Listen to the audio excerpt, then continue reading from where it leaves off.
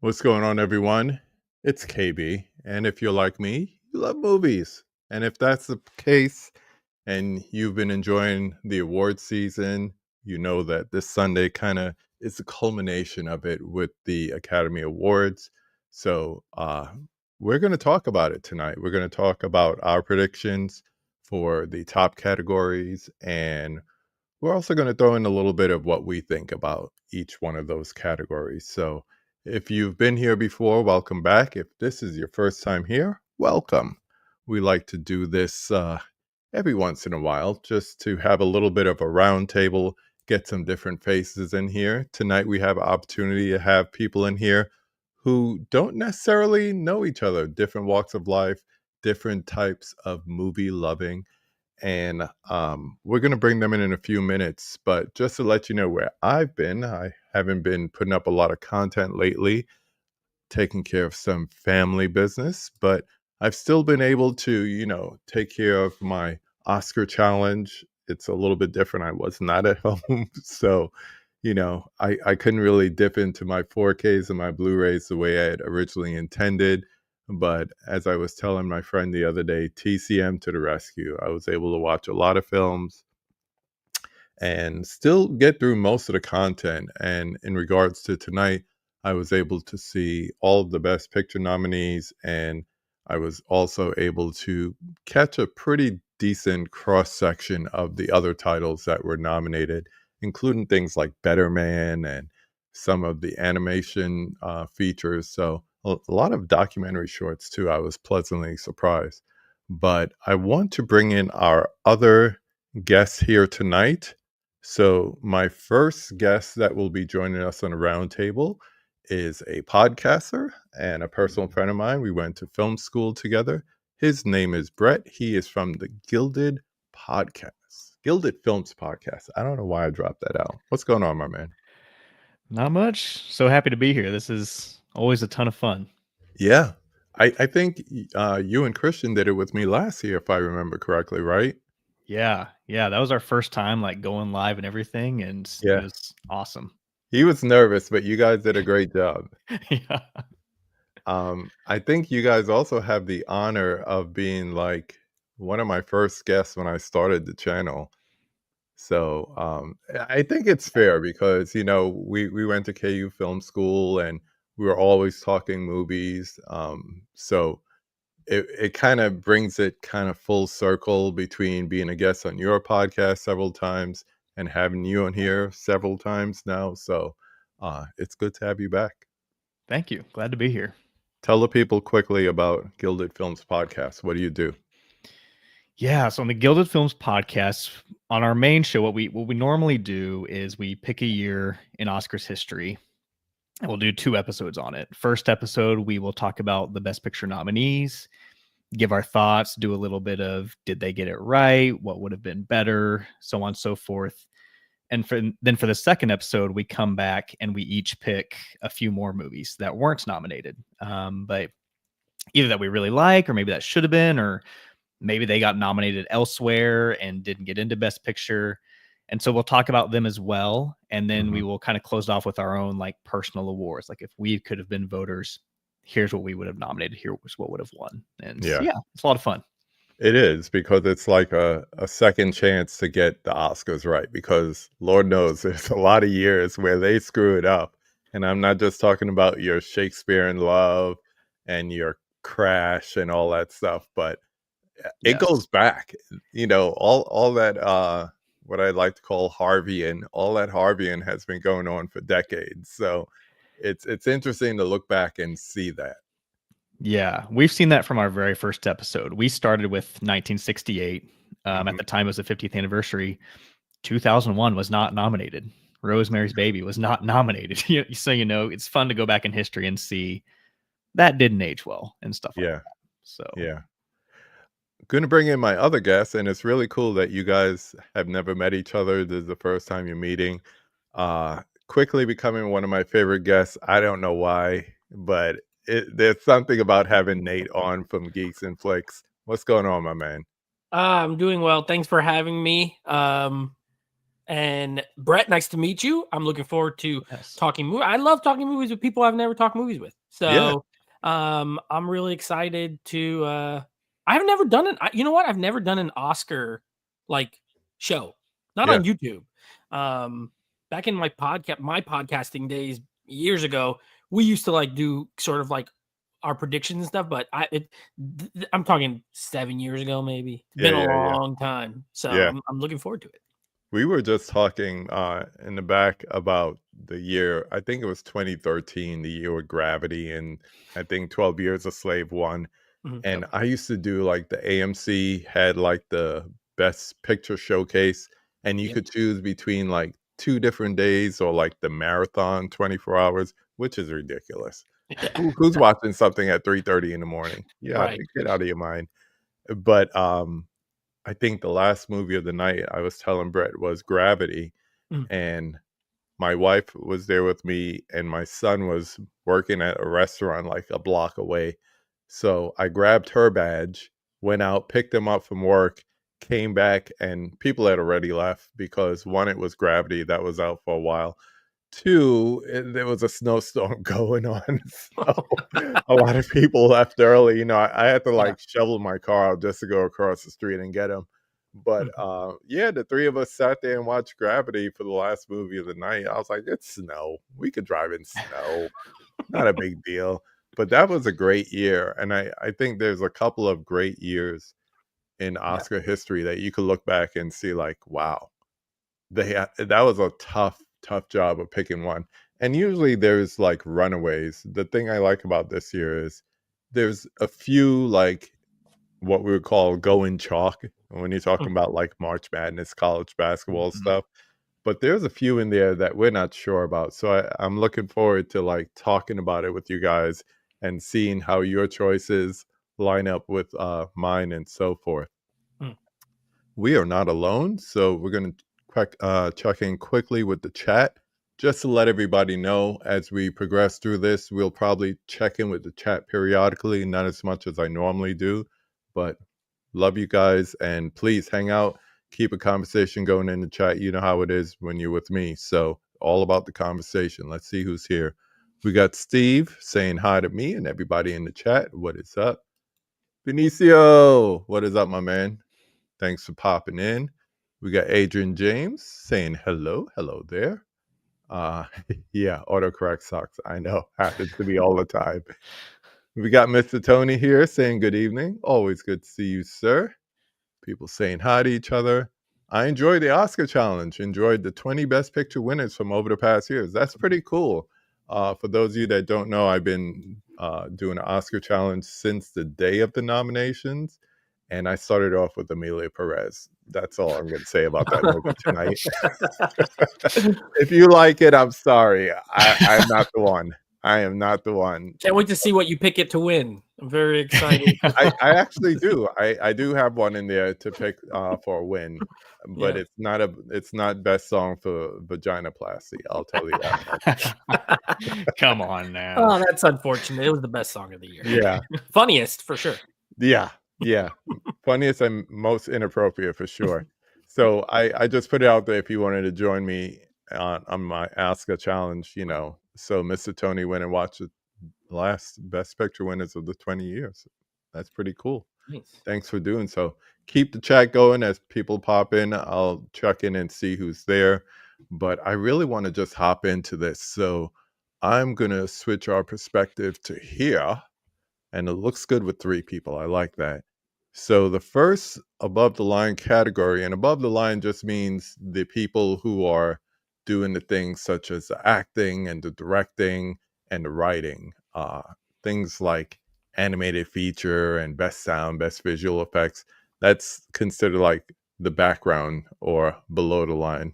I don't know why. It's just a technical thing. But anyway, the first one I'm going to look at is Best Adapted Screenplay. So, a screenplay that was originally something else, like a book, and then they adopted it into being a screenplay for a movie. What up, Trini? What up? What up? What up? Salute my dude. Thanks for popping in here. So we have for best adapted screenplay, we have A Complete Unknown. Saw that the other night. Conclave, Nickel Boys, Sing Sing, and Amelia Perez. So I'm not going to read all the people's names because I will mess it up. But you could see it there on the screen if you're really that interested. So we're going to start with the person right below me, which looks like Brett. So tell us which one you think will win. I'm going to go with Conclave. Mm-hmm. And honestly, I think this feels like one of the biggest locks of the night. It's been winning pretty much everywhere except for WGA, and I don't even know if it was eligible there. You know, their rules are kind of weird. So Conclave for sure. This is one that I feel very, very confident about. Now, is that who you also want to win out of the 5 choices? I would go with Nickel Boys. Yeah.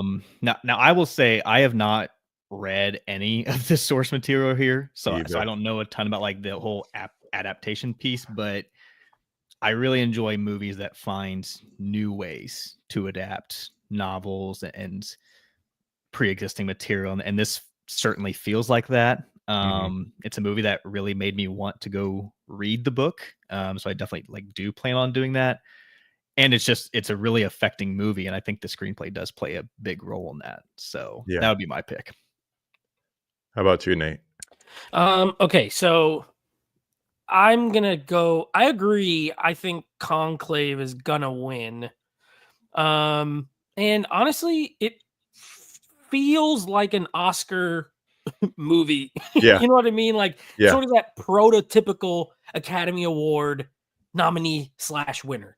I did not see Nickel Boys, but from what I've heard the directing is kind of more the star of the show than the script. So since I haven't seen it, I'm gonna go with Conclave. As far as who I want, I'm cool with it. Honestly, I mean, for what should have been maybe a boring movie, it sure isn't. Yeah. So I think, you know, a lot of that goes to the script. I mean, I just saw this. I told KB, I was like, I gotta catch that one last one before I can come on here. And I was like, and unfortunately I knew the ending. I got spoiled for me at work. Oh no. Yeah. So I was like, dang it. But the fact that happened and I was still into it, I think it says a lot. So I'm gonna pick it for both. I think it should and it will. Okay. I want to give mine, but before we do, we have a 4th person joining us tonight. Not a mystery guest, but someone that we had originally set up to be here. Not only is he an editor, not only is he a former actor, but he's also a SAG member. So his perspective is really interesting, and I'm looking forward to what he has to say. We have what's going on, people?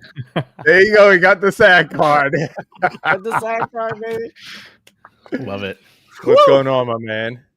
Speaking of editing, I was doing it literally 30 seconds ago, and then they just gave me the rep. So, oh man, what there a you day! Go. But I'm here. I had you guys on you were the able to hop background. in. Yeah. So you saw what we were on. We're just getting started. We're kicking it off with best adapted screenplay. So we have Conclave so far sweeping with a little bit of I would like Nickel Boys. So what do you think will win? What would you like to win? I mean, like I've seen them all, and there's definitely some heavier hitters. Yeah, I know. Sing Sing I liked a lot. I'll tell you that, but I don't know if it's strong enough to pick up that award. It was such a, now there's an acting piece. That is just a straight up, just an acting piece. It's like a play. And I love kind of watching those things. And Coleman Domingo was fabulous in that film.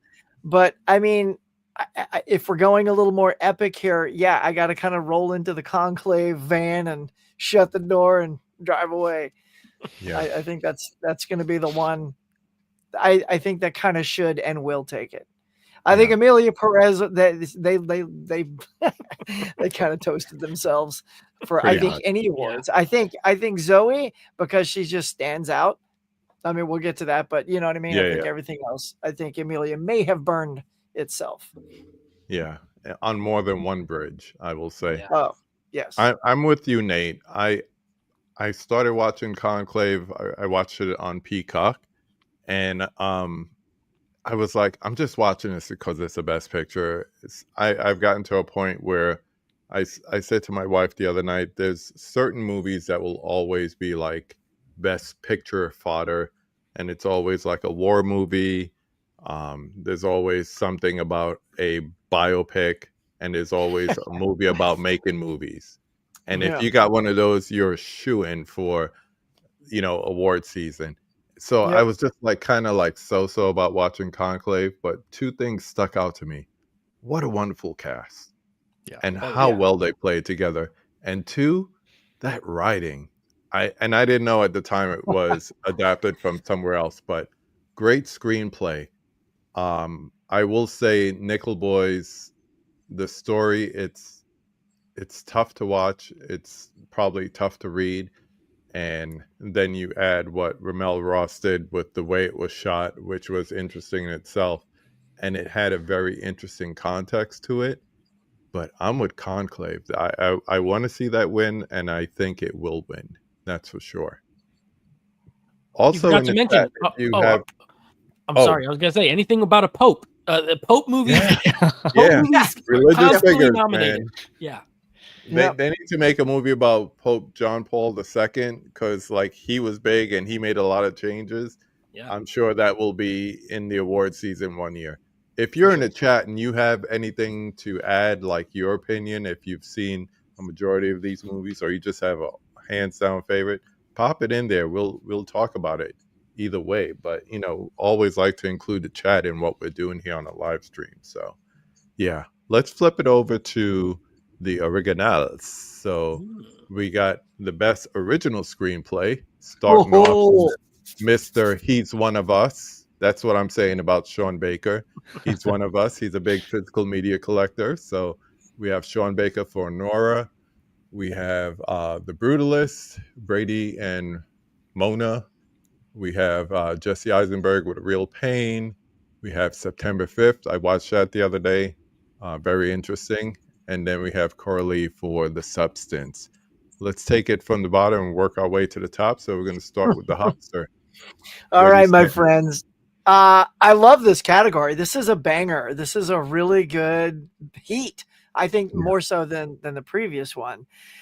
Oh my gosh, these are such good. Well, some are better than others, in my opinion. That goes without I'm not saying. gonna sugarcoat it. If you've seen any of my reviews, you will know that I absolutely was blown away by how good A Real Pain was.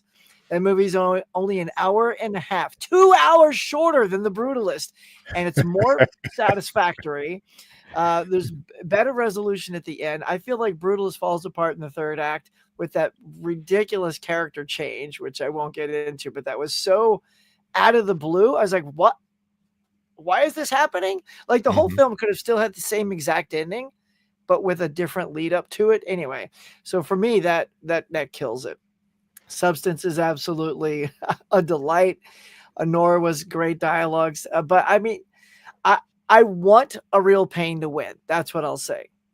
I don't know if it will win, but I 100% of the ones I seen these, it was the best to me. And like Mhm. note for note, minute for minute. When I ended, I stood up and clapped and said that was a great movie. I haven't done that for anything.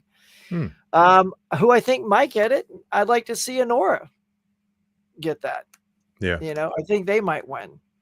Because I don't know, I feel like there's sort of like this. The Brutalist was on a high, but then it's kind of like a little bit soft right now, and Honora kind of got a lot of heat during the SAG, even though it didn't win. There was a lot of felt like there was more heat around Honora during Yeah. some of these award shows.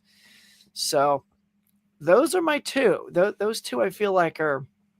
I think The Substance has got some love coming elsewhere. Yeah. So How about I you, want Nate? A Real Pain to win, and I think maybe Honora might win. Cool. Okay. So this one is hard. Part of me, the one I want to win is Coralie for The Substance. I don't know how to say her last name. It's French. Yeah. I want her to win. because I just think a horror movie being nominated so much, Mm-hmm. B written by a woman about a lot Yep. of what it is like to be a woman in Hollywood, aging, things like that, but Yeah. doing it in such a crazy out there way. I would love it. A Mhm. little bit of me kind of wants to see Jesse Eisenberg do a speech, so I just feel like it would be good, because I Yeah. like him. I want to But see him do a speech more than Kieran Culkin, honestly. Yes, Yeah. I've already heard his speeches. I want to hear another Jesse Eisenberg. Right. But I think Honora is going to win. I think because I don't think. Well, I'll save it for another category. But I think Sean Baker will win for this. It's going to be one of those things of like Jordan. Was Jordan Peele nominated for Get Out for director? Yes. Yeah. Okay, Yes. and he won for Yeah. screenplay. I think it's Yeah. gonna be like that. It's going to be where like that. I think he's gonna win for this and not director. So I'm gonna predict Honora, but I want the substance to win so bad. Right? Well, I very much agree on the praise for Real Pain. I love that movie. It's my number one of the year. So Yes. obviously I'm rooting for it here. And I go, agree Brett. on the Jesse Eisenberg speech too, because I don't know if y'all saw his speech at the Independent Spirit Awards where he was thanking Emma Stone and all that Oh, yeah, she it did. It's lovely. Yeah. So that would be great to see. I don't think its chances are zero, but not having a Best Picture nomination really hurts. Mm-hmm. This is a really difficult category for me to call, but I'm also going to say Honora, just because I think that this is going to be its first real sign of strength on the night. Mm-hmm. And we'll get into later what I think it might win later too. But I think this is going to be the first place where it really gets that first statuette. I do have my eyes on the substance though, just because it would be a very unconventional winner for them, but at the same time, it hits the most original. Yeah. And sometimes they like that. So I could see that pulling a surprise too. The Brood-List, I kind of like a Real Pain. I think the door is open, but I just don't see it at this point. And then September 5 is there. So, but yeah, I'm going with the Nora. It came to the party. Yeah. Right. That's about it. Right. Munich It was showed up to the better. party. Showed up. It has good dialogue, but it's almost like it's cookie cutter with another movie I've seen before. The almost like how Spotlight is with the various people talking at the same time. It's a newsroom. You're gonna get that. So I think we all agree as far as the one that we think will win is Sean Baker for Nora. There something, I don't know. I haven't seen any of his movies that he's written where I said, I didn't like this. He has a unique style. Even a movie like Tangerine, which I would have had no interest in, and the only reason I watched is because somebody said, he filmed it with iPhones, right? And I checked it out, and I was like, wow, this is a great movie. So I don't know if it's his originality for script writing or what it is, but Honora takes place in less than a week. That's all I keep telling myself. And it's such a full and rich film. But I'm with Nate on this one again. I really would like to see Coralie take it. And it reminds me of what was Promising Young Woman when that film won. And not to say that no one expected it, but it would be that type of win once again. And I think as the Academy is switching out older members and you're getting new faces that are more diverse as far as people of color and women, more importantly, I think it's a strong chance that they might see themselves in the substance, like you were saying before, Nate. Yeah. But yeah, I really could see Sean winning this for original screenplay. He has been on Ryan from the Disconnected channel a few times, and we were talking about he would probably really love to win film editing, but we don't know if he would win that one. So if he doesn't, this would be a good one for him to win. So I think Honora is going to be in there for the win. I want to say, one point you made that I really agree with is like, it is by far the most original movie out of these 5. I mean, Honora is, Pretty Woman with an edge, like a really edgier, modern kind of take, a Cinderella story, if you will. Yeah. And nothing is like The Substance. I've never seen a movie that I could be like, oh, as far as the story and the script. Oh yeah, that's kind of like The Substance. Is kind of like, nothing. I can't think of one. So just in that regard, that's kind of why I'm rooting for it. And I liked Real Pain because it seemed, not to borrow on the name, but it seemed so real. I could see two cousins making that trip. I could see some of that dialogue that Jesse wrote actually being said to, between the two characters. And hey, any movie that brings up Jennifer Grey again, I'm for right. that too. I Talk thought about you it. put that on Letterboxd. That was really good. When I saw that, I saw it as a screening, and Eisenberg surprised us and came in at the end, and he told us about that Emma Stone stuff.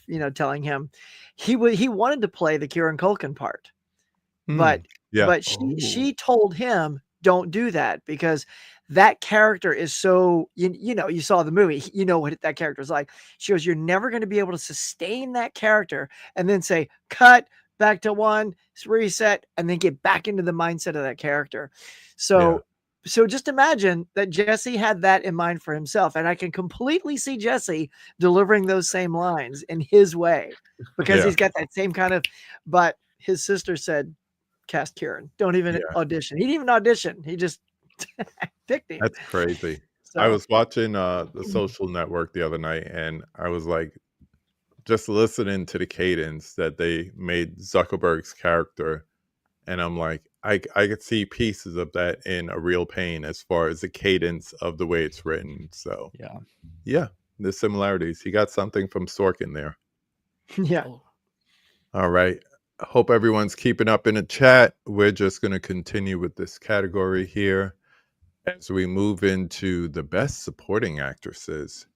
So let's see. Going across, we have Monica Barbaro from A Complete Unknown. She played Joan Baez. Saw that the other night. We have Ariana Grande for Wicked. Everyone is well aware of that movie. Felicity Jones coming in the second half of The Brutalist. Isabella Rossellini with a very strong performance in the little space of time she had in Conclave. And then, of course, as we mentioned before, Zoe Saldana.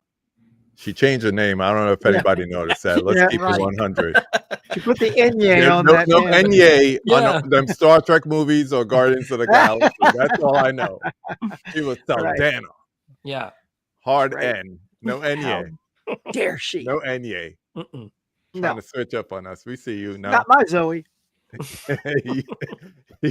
I met a lot of Zoes, and you, ma'am, are not my Zoe.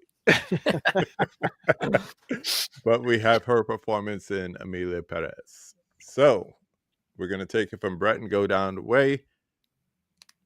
Who do you see? Who do you want? Well, I gotta say Zoe Saldana. She's pretty much everything under the sun, so it would be very, very shocking if she didn't pull it up here. I do find it interesting, like for a sweeper. Oftentimes, when that happens, either like they just adore the performance so much, or it's like really well renowned, and maybe that's just the case here. But sometimes there's also a narrative attached. I don't really know what her narrative is. Right. Maybe it's like you were in so many like box office hits, and this is our way of like rewarding you for that. Or maybe they just love the performance. That could very well be the case. I personally didn't love it as much as some of these others. The one that really stood out to me, and I'll be honest, I don't love this category. It's not. There's a lot of others I would have picked, but to me, Ariana Grande was the best part of Wicked. Really? And okay, not a movie I loved, but that I enjoyed. And it was just one of those things where, like, I remember she was on SNL shortly before it premiered. And I remember, like, I caught the beginning of, like, her Nickelodeon days, like Victorious. And she was very comedic in that, but it was very limited. It was like a pretty straight-laced part. When I saw her on SNL, I was like, she's got comedic chops. Like, she's funny. And then I went and saw Wicked, and I'm like, I just didn't know she had this in her. I think Like she's hilarious in the movie at times. Takes on a character that is obviously like well known, well renowned, especially for those who are familiar with Wicked, which I personally wasn't, but I'm familiar with The Wizard of Oz. I'm familiar with Kristen Chenoweth. And I thought she knocked it out of the park. Like I said, I think she is the best part of that movie. So yeah, like I said, in a category that I don't love, she's the one that did the most for me. Yeah. Okay.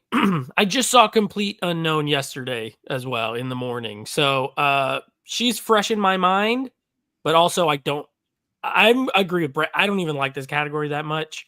There's only one performance in it that I thought was fantastic. To me, I thought Felicity Jones, I thought she doesn't show up till the second half of the film, and the second half is almost like her movie. She owns, like she shows up, like there's this build. Oh, my wife's, she's out of the country. My wife's out of the country. And you just get in your mind like, oh, she's gonna come at some point, and you get this intermission, and her photo's up there, and like she's coming in. And I thought she was, I thought she was tremendous. Totally loved her. I'm not even like the hugest fan of Felicity Jones. Like, I think she's good, but I thought she was amazing. She's the only one. I think Rossellini is like, that's like old reliable to me. Like she's always good. So it's a little less surprising. I think Zoe Saldana is gonna win, and I hate it. I hate it. I don't think she was that good in that movie. And I like her better in her genre stuff. I actually love Zoe Saldana. I think this is not that good of a performance, but she won everything else, so they got to put her in there, and she's probably going to win. So this one actually ticks me off a little bit because I want Felicity Jones to win. I thought she was tremendous. I think Zoe was so-so and is going to win. Since you just saw it, what did you think of Monica Barbaro's performance in Complete Unknown? I thought she was good, but I don't get this nomination personally. I think that could have been anyone. It's a very like kind of understated. She's playing a real person, but it's not a showy part really. She just sort of goes and plays me. I mean, I don't know if she did her real singing or stuff, maybe, but even still, I think unremarkable. But I mean, I didn't dislike her or anything. Yeah, I wasn't blown away though. Huck? Well, it's so funny. I think we're hitting on a lot of stuff. So Zoe, my take with her is she stands out because she is in more of the movie than the lead, right? Yeah. She starts the movie. She's in the middle of the movie. She carries the movie. So why is she in the supporting actress category? I have no clue. So I mean, her and Ariana, let's face it, these are what do they call this, KB? Like voter fraud or category fraud? Yeah, category fraud. Like those two are definitely leads.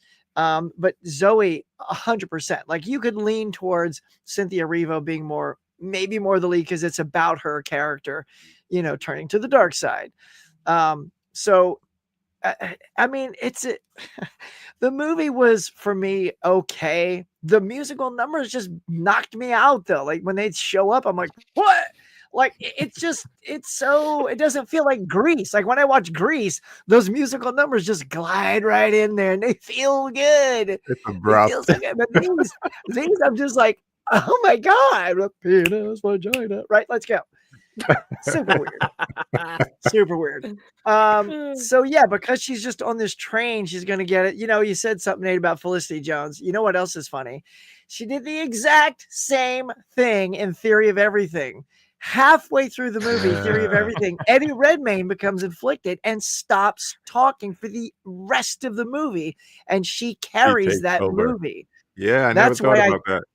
That's why I feel like in Theory of Everything, I feel like Michael Keaton should have won that Oscar because he was 100% of that movie, and Eddie stops pretty much halfway and Felicity takes over. So kind of a similar scenario. So I feel like she's going to be met with the same result. And yeah, playing Joan Baez was okay. There's no scene stealing moments. Like when you watch The Holdovers from last year, when you saw our girl, like when she was killing it, and that was it. Joy, no, what's her name? Divine Joy Randolph. Yeah, Divine. Yeah. I mean, when she was in that kitchen, she hit that scene. I literally went, well, there's an Oscar performance right there. Yeah. Like I knew it. Like it. And Ariana, in the entire thing, I was smiling when she showed up. Her take on Galinda was absolutely delightful, and I couldn't stop watching her. And I'm not even an Ariana fan. I always thought she was this obnoxious pop star, but she won me over. See, that's talent. She won me over in this movie. So for me, yeah, I think Zoe Saldana is going to win this.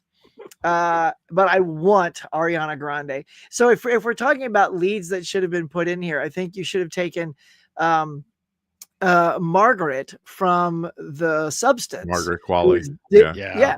who is I Demi's agree. counterpart. She should be sitting where Joan Baez is sitting, or I or can see that. Felicity. I think she belongs. If you're No. going to do the character fraud, let's give 2 best actress categories and just dump Yeah. it in like that. Because Maybe- I would vote for her. Same. That's who I would. Mm. Maybe Isabella Rossellini, because she's got like 8 minutes of screen time. She was the one that surprised me when they were doing the nominations. I was like, okay, Ariana, we expect Felicity, we expect. I didn't expect Zoe, but I'll talk about that in a moment. When I saw Rossellini's name, I was like, oh wow, okay, Yeah. okay, I get that.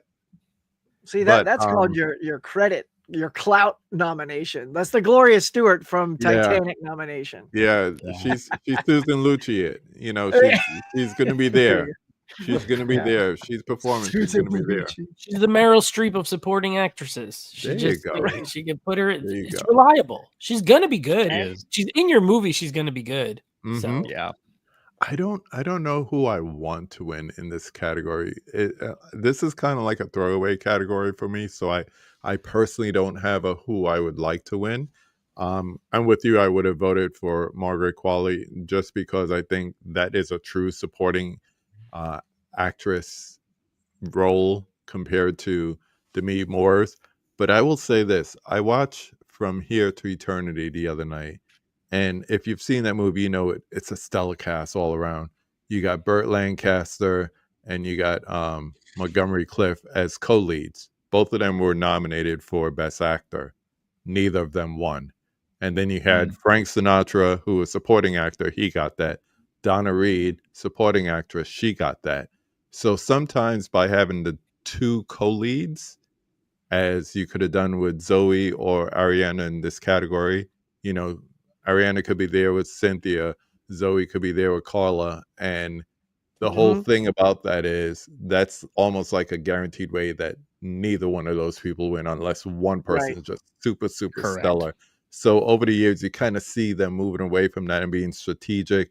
So if you ever seen a screener, they have for your considerations on the back, and immediately you see the separation of categories. So even though, like you said, Zoe's throughout the movie, and there's a part where Carla isn't even in it, I would say like the first act, not even in it. Right. Yeah. It's really like she's the best leading actress, and Carla should be almost a supporting. So Yeah. it should be flipped. But yeah, she's gonna win because it's chalk, like we were talking about before. To use a basketball term, you just go with the number 1. So she's gonna be chalk. That's easy. We got Fish, my favorite fish, in the house. Fish, somebody. Good to see you, bud. Yeah, I just don't have a favorite in this category. I enjoyed all the performances, but yeah, the one that made me smile, if gun to head and had to pick who I'd like, I'd probably say Ariana. I just never thought about it, but I'm playing the popular song in my head in that whole Yeah. scene. Yeah. Exactly. And just on that scene alone, she just won So me good. over for the movie. I grew up, New York, Broadway, musicals. My mother used to take me to all that stuff. So I knew about Wicked as much as, someone would know about Wizard of Oz. So the movie was just like, let's see how they do it. And they did an excellent job all around. All these accolades that they're getting. And, we're not covering it, but it should win visual effects, I think. If not that, Dune too. But I never thought about her in this category. So I never thought about her winning it. So we'll see. I will say I had the good fortune of seeing Wicked up here at the Pantages. So I got a taste of that first and Yeah. then the film. So I will say it's a really nice adaptation. And they cut the movie basically where they take an intermission. Like the Yeah. intermission break is where this movie breaks. Yeah. So I'm really excited to see how it wraps. Like As they were doing really Defying good. Gravity, I'm looking at my phone and I'm like, they're really going to break this right at the end of the first act. They're Yep. really, and then it just went boom. And I was like, Boom. okay, that's good. That's good right there. Perfect. Perfect way to end it. And it Yep. made you look forward to the next one, which is just going to be the second act of the musical. So I really enjoyed that movie. So the other person that I was inviting, which is Brett's partner in crime, Christian, would be singing the praises of that movie right now. Yes, The biggest Wicked fan I know. absolutely. How's everyone doing? We're moving into or getting ready to move into some of the big fives. We got one more before we do. Just a little check-in. Doing well, holding up. Yep. Oh yeah. Hope Absolutely. everyone's doing well in the chat. Let's keep Checking us cranking. out. All right. This is, can we just say this is pure chalk? Yes. Yes. I don't even think I need to go around. We all agree that Kieran's going to win it, right? Has he Yeah. lost anything so far? Any of the awards? He's the Zoe Saldana of the men. Yeah. He's won them all. Pretty He's much. so done. So I'd Yeah. rather spend this time and talk about the other performances for those who've seen the other movies. Let me just bring up the names here since it's not on the screen. So we have Yura Borisov, who plays in Honora. Of course, we have Kieran Culkin, we have Yura, and then we have Edward Norton in A Complete Unknown, and we have Guy Pearce in The Brutalist, and then we have Jeremy Strong in The Apprentice. So out of the remaining four, as much as I like Guy Pearce's character and the way he performed throughout most of the movie, Thank I you. have to say, I was on my way down to Florida and I caught The Apprentice. Jeremy Strong is really good in this movie. He's not in the whole thing, which a supporting actor or actress should not be. You know, give me your 15 minutes and bounce. But I think Jeremy Strong was really good in this. And I have never watched, what's that show, Succession, that he's on? Yeah. Yeah. I want to go watch it now just for him. He's so He good was in so it. good in it. He's amazing. What about the other people? Who do you like? We know Karen's going to win. So who do you like? I'll jump in because I Yeah, think I like the one that no one else, maybe no one else is gonna pick. I don't know. So yeah, I agree. Yeah, he's gonna win. To me, when I look, Guy Pearce, I thought tremendous. But I always like him, and great. Actually, Edward Norton, I understand more than Barbara, who played. I thought he actually was like seemed totally different than what I normally see him in, but he's always been good. Yeah. I loved Yura Borisov.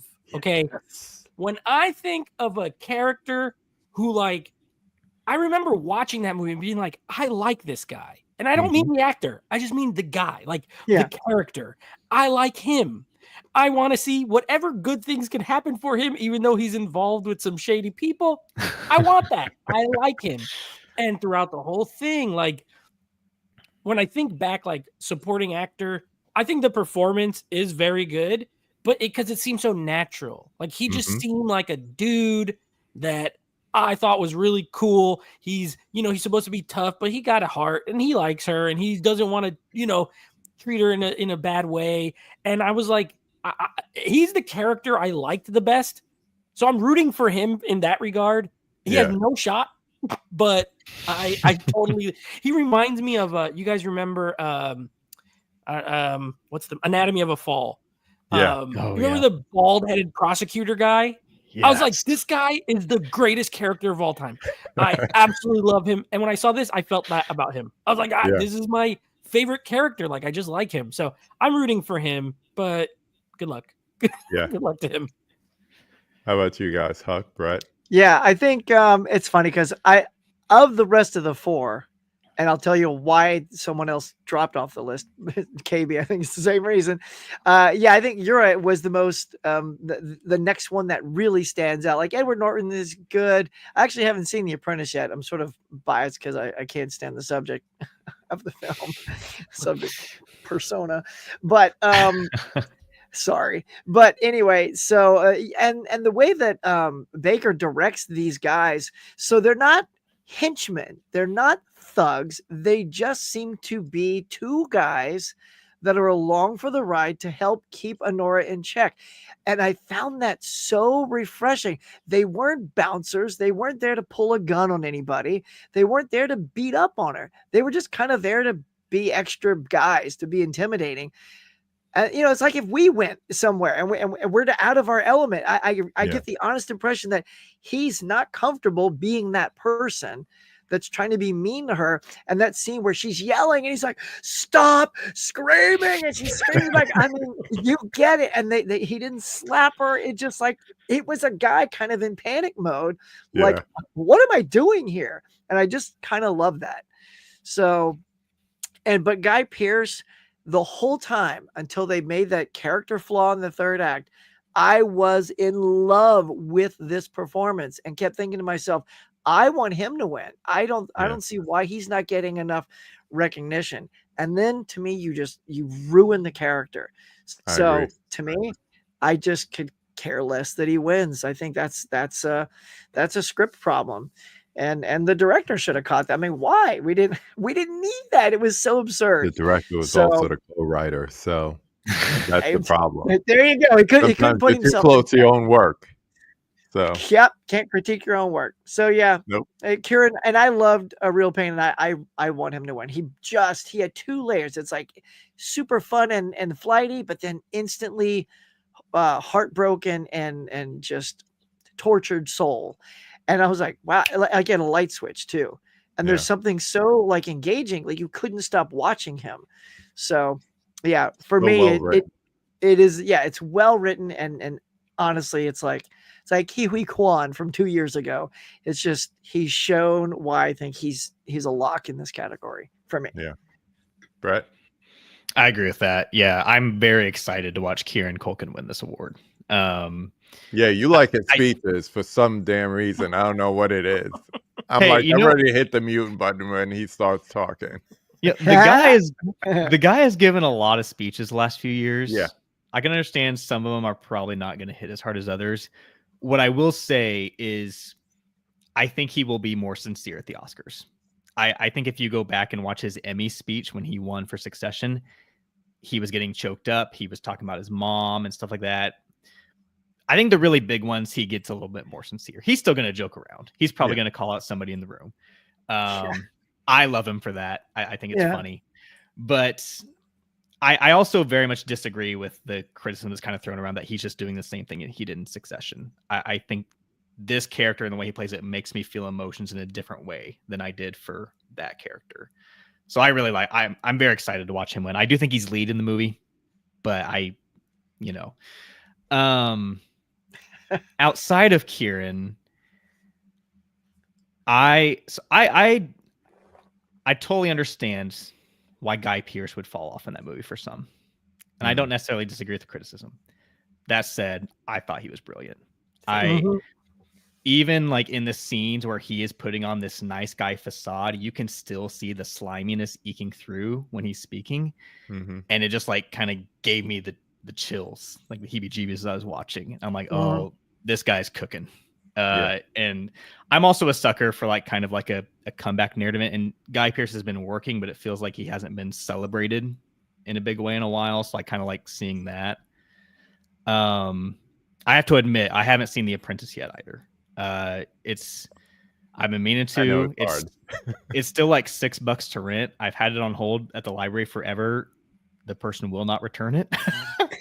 So I think they're trying to take it out of circulation for some reason. But I'm sure he's great. I'm also Yora Borisov. I'm so happy for him as well. The funny thing is, I don't know if he's my favorite supporting actor in the movie. I really like Karen Karagulian in that movie too. He's kind of like the boss character, and he was good too.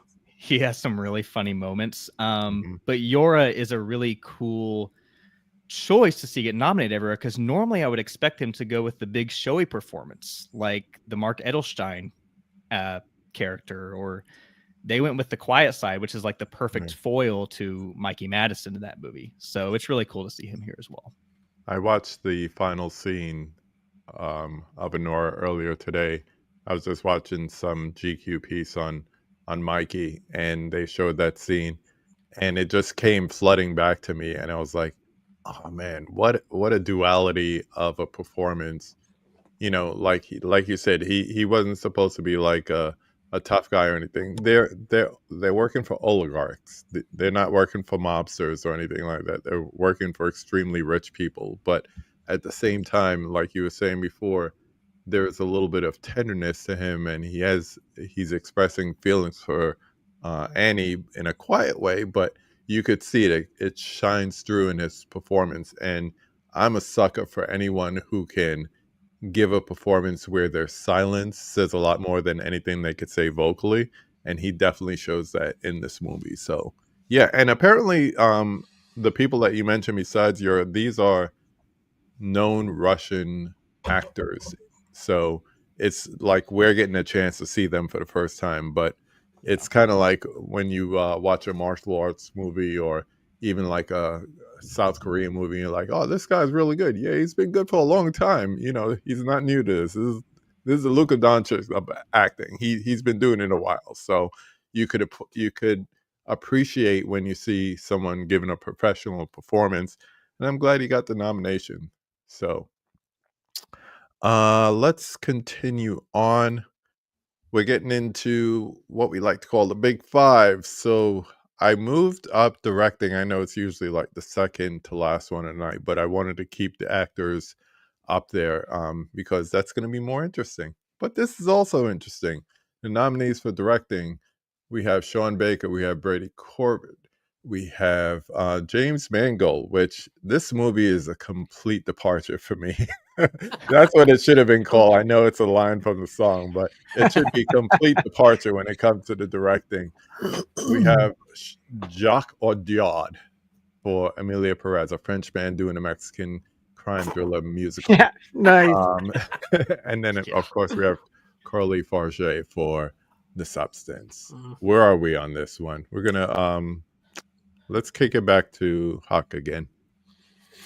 All right, I have some faves for sure. Mhm. I'm just going to start with a complete unknown and say I'm just kind of. I mean, I love James Mangold. I'm just kind of over. Oh, thanks, sweetie. Oh, like my girl brought me a water. Cheers. I'm the best wife ever. Um, I'm just kind of over biopics, man. Like they just keep cropping up, and people get nominated for doing great impressions. And I'm not slighting. We'll get to that later, but Mhm. everyone gets so rewarded for that, and I love like honoring original pieces. So I can appreciate it. I'm not a Dylan fan, but I enjoyed the movie, so that's nice. It doesn't win me over for Best Picture. Brutalist. Look, 3.5 hours. If you can't tell that same story in 2.5, no, out of here. It's not winning Amelia for film Perez. editing. Yeah, Amelia Perez. Yeah. Uh, I honestly, if the musical part wasn't in it, it's actually a pretty Yes. compelling story. I really Yes.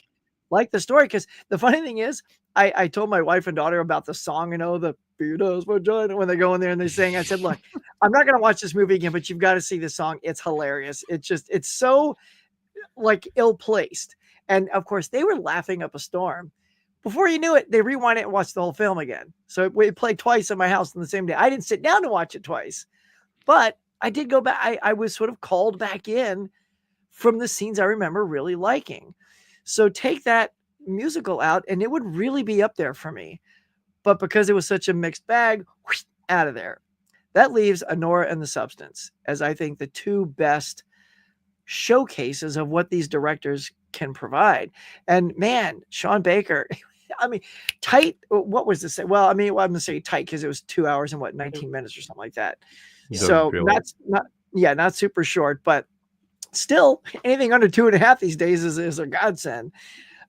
So I just sort of love the flow of that film, the performances. It didn't feel like 220. It just kept going. And then same thing with The Substance. It was it's just fantastic. It's like there's something insanely engaging about that. So personally, And we are talking, like Nate, you said earlier, a woman directing a movie about aging, and it's got Demi in it. And I think it speaks to something that none of the other films do. So I would like to see that take the award. Yeah. That's what I. What's up, Rod? Go ahead, Nate. But I would be okay, happy if Honora gets it. Okay. I don't know. I feel like maybe I'm in at least in this group, and that's okay. I love it.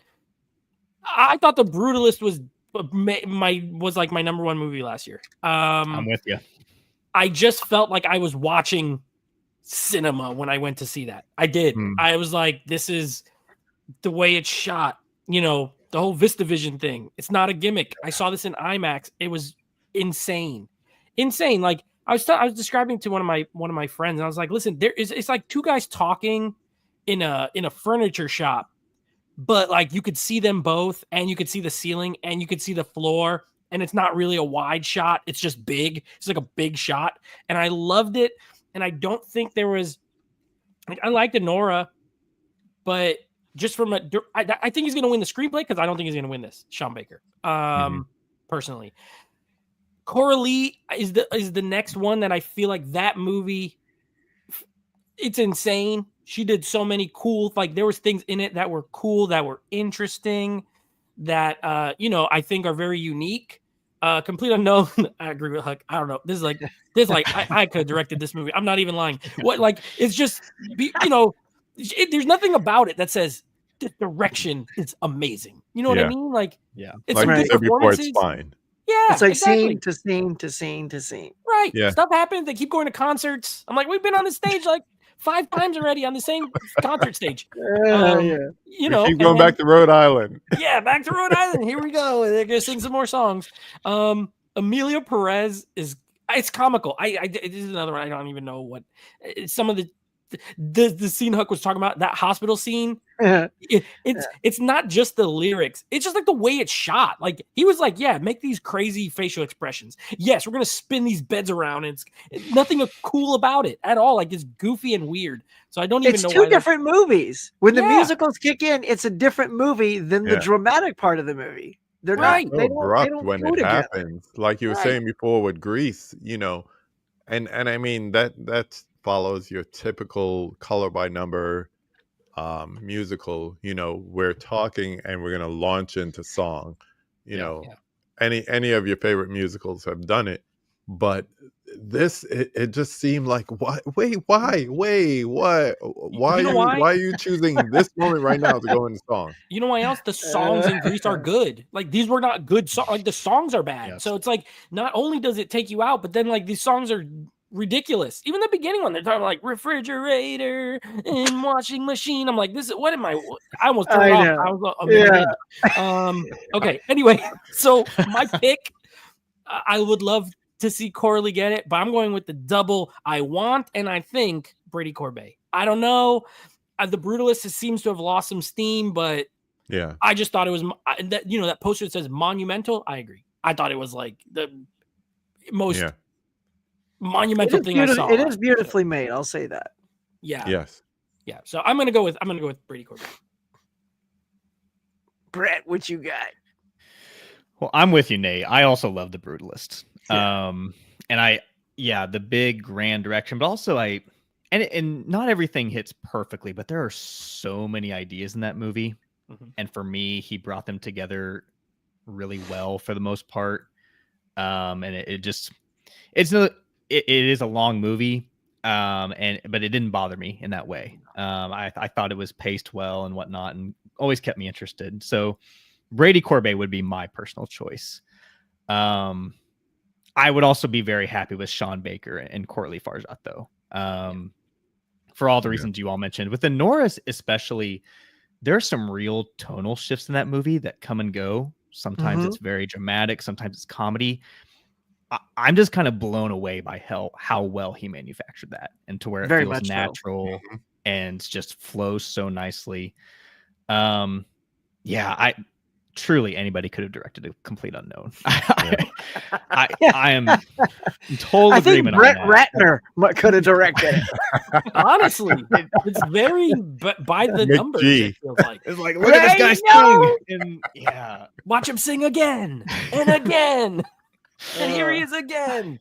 Oh my gosh. and yeah. The other thing with Audi Art, I think, is that there's been a lot of, I think, justified criticism about the accuracy of portraying Mexico and the Mexican characters. Part of your job as a director is to research that stuff. Mhm. And he did not do a good job of that, at least from everything I've read. So I, in addition to everything else, I hold that against him as well. But I am going to zag just a bit and say that in addition to screenplay, Sean Baker takes this as well. Ooh, okay. Oh. I like it. It's very much a coin flip for me. You ask me tomorrow, I might say Corbet. I think what separates just a little bit is on top of Venora, I think just being a more well-liked film, he got the DGA, which is such a huge indicator. And also I think that people are really resonating with the speeches he's been giving and talking about the importance of theatrical exhibition and indie filmmaking and whatnot. And that's certainly stuff that he can say during a screenplay speech. But I think people will really latch onto that. And Corbet is saying some of the same things. I don't know if it's coming across the same way. I'm not plugged in or anything, but just looking online, you see the reactions are a little bit different. So I'm going to go with Baker to win here. Yeah. Wow. You know, I would have plugged in John Chu for Wicked over Unknown or Perez. I agree. That thing is so beautifully shot. It looks like that's the other spectacle. I know that Brutalist is big, but Wicked also feels like cinema. It's like old school musicals, big, colorful, crazy sets, great songs. You know, I would have put in Villeneuve over either of them as well for Dune 2. That's true. Yeah. Or Luca Guadagnino for Challengers. Like, there's a bunch of other better options than Challengers James just Mangold. got snubbed altogether. I didn't get a saw single that one. movie and I don't know why it got that snub that it did. But man, I put him over Emilia Perez or Mangold. Yeah. What do you check-ins lean on, here. Before I do, just a couple of check-ins. We got Stacy in the house. We'll come back and answer the biggest lock at the end. Faisal was saying that Emilia should win. So I think there's a lot of people out there that like this movie, especially the people who got into it before all the controversy and all the award season stuff. There were people talking about this in November. So I don't know what it is. We got Susan in the house. She's excited, of course. Thank you for joining. She's saying hi to Huck, but she also thinks, I know I saw it here, that Sean will take it for Best Director. Faisal, if it wasn't for Mangold, this movie would have been cringe. I don't know. I think just the way it was shot and everything, I'm looking at it from a director standpoint. I agree. There are other directors that could have pulled it off. The thing that I like about The Brutalist, just to come back to what we're talking about here, is that all the things that a director does, I'm not going to talk about the co-writing and being too close to the movie, but all the things that you expect a director to do, he did well for this movie. 3.5 hours with intermission. I have to say, I didn't really feel it until the intermission.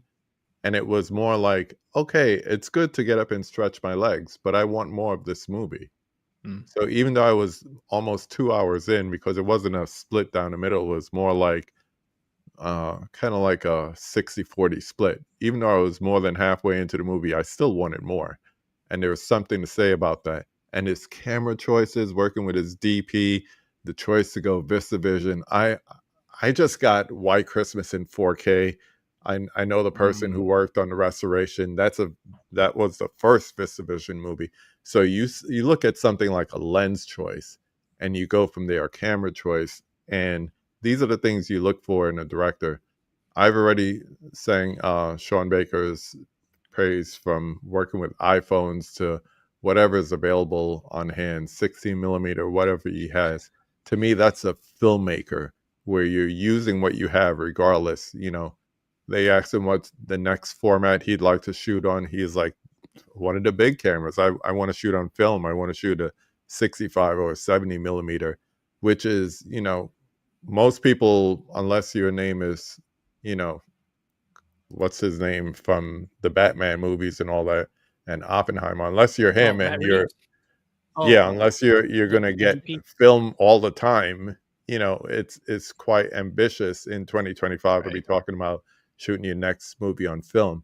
So I think Brady has a really good chance of winning it just on a technical aspect as a director, but I can't front. I would love to see Sean pull it off, and I would love to see Carly pull it off, because you look at that movie and you could see she's a student of Cronenberg. She's a Yeah. student of Yeah. horror movies, B movies. If you ever watch her previous movie, Revenge, Oh, you I love see the aspects of it in this movie. Yep. Of course, the body horror and the writing as well. So I think either Sean Baker or Carly Forte, if they were to win it, I'd be happy. But I really can't see anyone beating Brady Corbett in this category. And I feel like, just to piggyback, like, it almost seems like Sean Baker made one of the best like modern movies, and Brady Corbet made one of the best movies from like the 70s. Like, it just Yeah. feels like that. It doesn't Yeah. feel like of its time, like modern. And I think it will age well. I think people who didn't see it in 20 years, when they watch it, Mm-hmm. it will age well, because it already feels like it was made 40 years ago or 50 years ago. Yeah. So I think they both were peak at what they were doing, but they were making very different types of movies. If The Brutalist doesn't win, it's going to be for the reason that not enough people actually saw it. Not enough award voters actually saw it, because you look at a runtime like that, people don't even have time for a damn TikTok these days, much more a 3.5 hour movie. Just look at what happened with The Irishman. Like it or hate it, it's a long experience. Same thing with Killers for Yeah. Killers of matter the of Flower fact, Moon. Killers of the Flower Moon, Same so thing. that can turn people away with a long runtime. And it doesn't matter how good the movie is, unfortunately. But this was a solid movie, definitely in my top 5 for the year, but I don't think enough eyes were on it to like get all of the, they're going to be certain categories that will be a lock, but I don't know if this is one of them. I would like it to be, but I don't know if it's going to be one of them. Do you know what's funny though, guys? It's like I love what you're saying about Brady's like directing in the film. And you're right, KB. Like, when I got to the midway point, or that halfway, the intermission, you want to keep Yeah. going. And it did. It looked great. I love the simple shots, being in the store, just talking and setting up, going into that library and setting up the look of the library. Like Beautiful. I loved so much of this film, but I hate to like step out of the box here. But if you can't stick the landing, and you kind of trash a character, like it's just not in the character's behavior to do what you made him do, it kind of crushed the info. Like if that would have stuck the landing, like if everyone would have behaved like they were behaving, and then still have the same ending where he's a beloved architect, which is where it was headed anyway. It was going to end that way regardless of that character flaw. I think I'd be right on board with saying yeah. But for me, my only retort to that is that's why there's a separate category for screenplay, and the way he co-wrote that with his partner Mona. But as far as directing, it could have been somebody else's script, and he took it and made it into the movie it is. And for that, I think it's technically sound, and it's technically sound enough to win. Like I said, the only thing that will stop it is not enough eyes on it. Also And for $10 million. Huh? Also, what? It looked like 10 it cost 3 times that, at least. $10 million 4 spent on this movie. Like, Yeah. that's insane. Oh yeah, wow. Yeah. It's crazy. Let's I continue. was gonna say, I was just gonna say real quick. Oh yeah, go. And I don't mean we move on, but I disagree on the whole the third act thing. I totally disagree with it. Yeah, I just think I don't think it's that out of character. I just think we didn't see it yet. And you look at the son's character, because I know what you're talking about. it was all over Yeah, that. we don't kid want to give it too. away, but Yeah, Yeah. and I just feel like I was not surprised when it happened. I was like, I believe it. I believe it. So I don't know. Maybe that's just me, but you know, I thought the whole thing was like, I thought it stuck the landing, but I could see, I guess I could see that. yeah. Let's talk a little more about the actors. We're going to look at the leading roles here. The people that actually led the movie and got the nomination for leading the movie, not like previous things that we've explored here. So we have Cynthia Erivo in Wicked. We have Carla Sofia Gascon and Amelia Perez. We have Mikey Madison and Honora. We have Demi Moore in The Substance, and we have Fernanda Torres in I'm Still Here. I'm going to start with you right in the middle there, Nate. So you're going to kick us off this time. Let me This tell you is something. this is honestly the most interesting category to me. This one, I think there's three. I think there's three legit, and they're on from the middle and the right of the screen there. I don't think Erivo has a chance. I do not think Carla has a chance. 0.00%. I think I did not see this I'm Still Here movie, but from what I've heard, this lady's tremendous. So I mean, I'm not surprised. I think it is Mikey Madison versus Demi Moore. And as a child of the 90s, I cannot wait to see Demi Moore win this Academy Award for lead actress. Let me just tell you, I cannot wait. Listen, I not only do I think she should, I think she will. So I'm going again with the double. I don't have a backup. I thought Mikey Madison was good. I'm in the minority. I don't really like her that much as an actress in general. I did like her in Anora, but before, like, I have not liked her. And I hated You her didn't in like her Scream at 5. Scream. You didn't like her Once Upon a Time. Nails on a chalkboard for me, honestly. I did not like her. So, but I do think she's great in Anora. So I'm well deserved. And probably the only one that will dethrone the queen, Demi Moore. I loved even just her Golden Globes right from that speech where she's like, I'm the popcorn actress, right? I'm doing striptease and Charlie's Angels Full Throttle. And Yeah, like, Jane. Yeah, G.I. Jane. And that's what I'm doing. And Ghost, great movie, but like, you know, she didn't get nominated for that. This is the opposite of the Jamie Lee Curtis one where she like got kind of a lifetime achievement award for a movie she probably shouldn't have even won for, where she deserves to win it, and it still functions as sort of that, hey, you've had a long career, you're a big star at one time, maybe past your prime, and then you deliver this, you know, or maybe similar to Brendan Fraser with The Whale, similar kind of concept, except to me been around longer. So I hope she wins. I think she's gonna win. She's got to do performance under all that makeup and looking crazy. Like, that's tough. That she had the hardest role out of all of them. She's not playing a very like normal. I mean, neither is Cynthia Erivo, but you know, normal person. So I don't know. I thought she was my favorite one, and I hope she wins, and I think she will. Okay, Brett.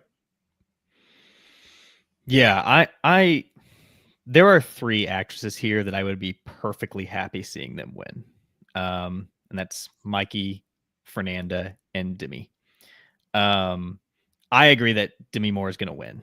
I do think Mikey Madison stands a pretty good chance just because, once again, Anora is such a strong film.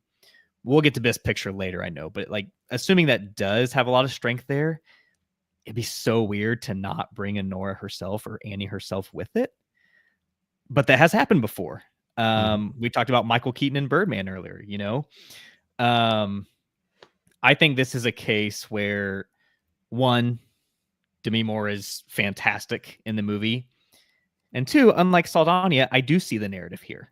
You know, an actress who her talents were underappreciated. She didn't get great work for a long time, and she made this huge comeback in this unbelievable role. And I think that's really going to hit with voters. So I'm taking her as well.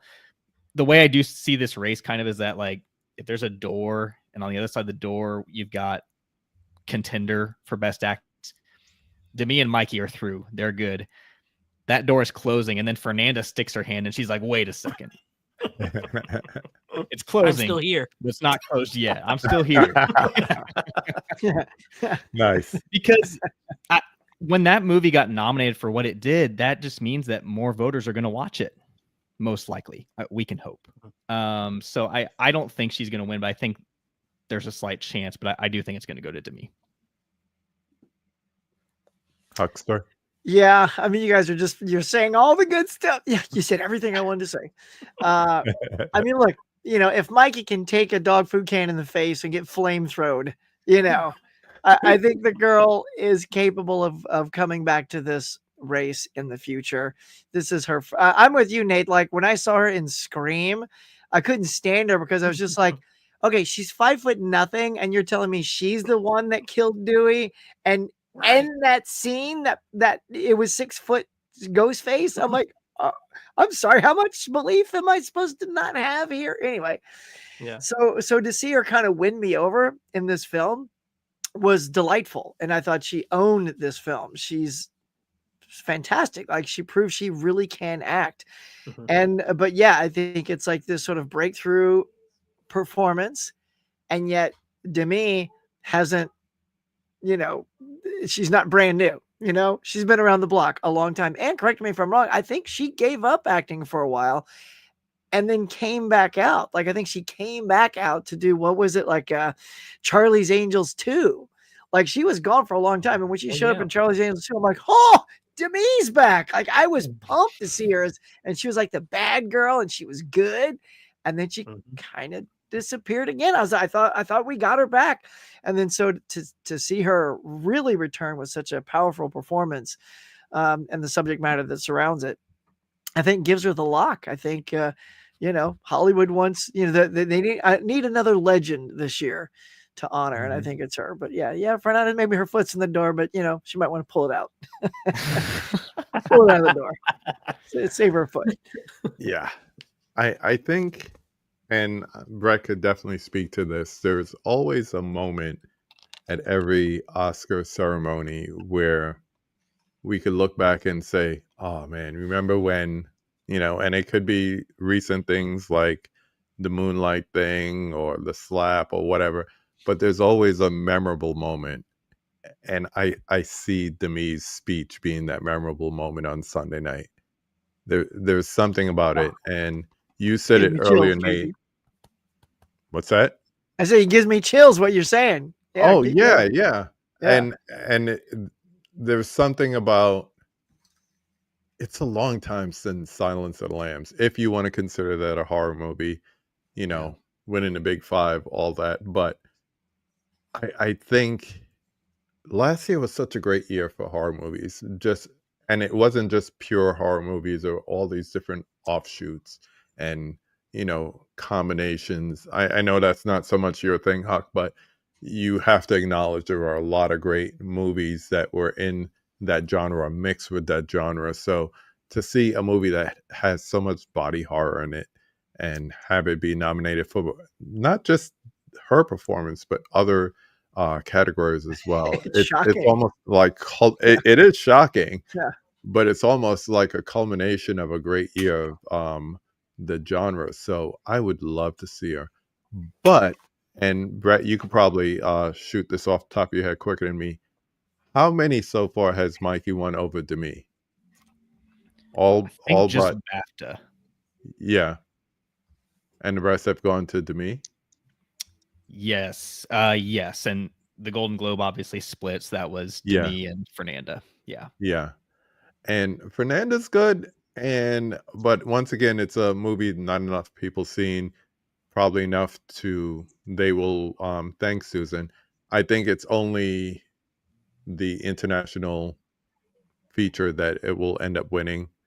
But I wouldn't be unhappy if Mikey won, because same thing. Go back and watch Once Upon a Time in America or in Hollywood, and her character is annoying.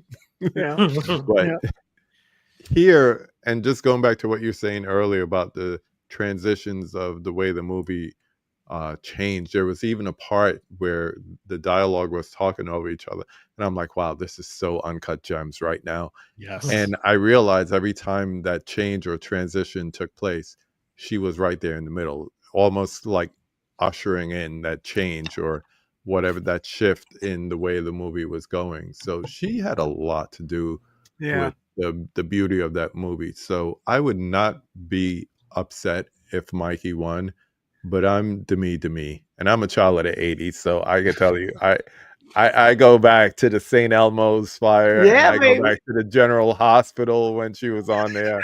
So I go back like spinal cords and old highways with Demi Moore. So I'm happy to see her win on Sunday when that happens. I won't even say if.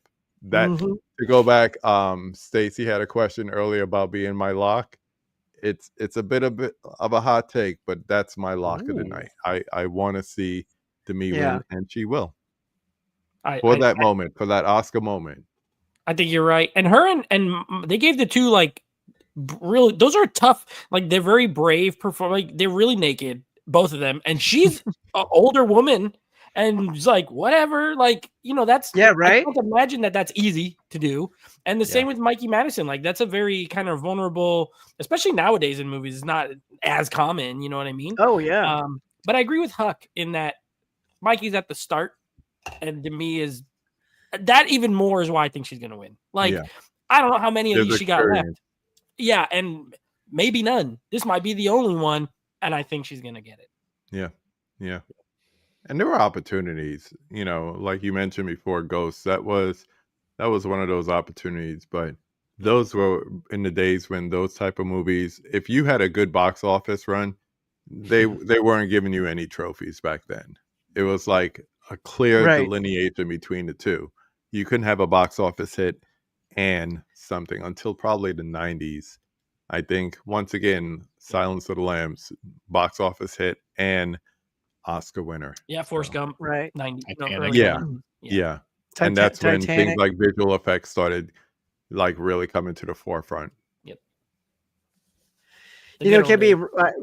I remember when a know nothing movie beat the biggest movie of the year, and that is when Avatar lost to Hurt Locker, and Mm. that was. And at the time, I didn't see Hurt Locker until recently. I was really late to the game. What an amazing movie! Freaking love that movie. But it's funny that his ex-wife took Yeah. Oh, the that's the trophy and the best movie over the biggest movie of the year.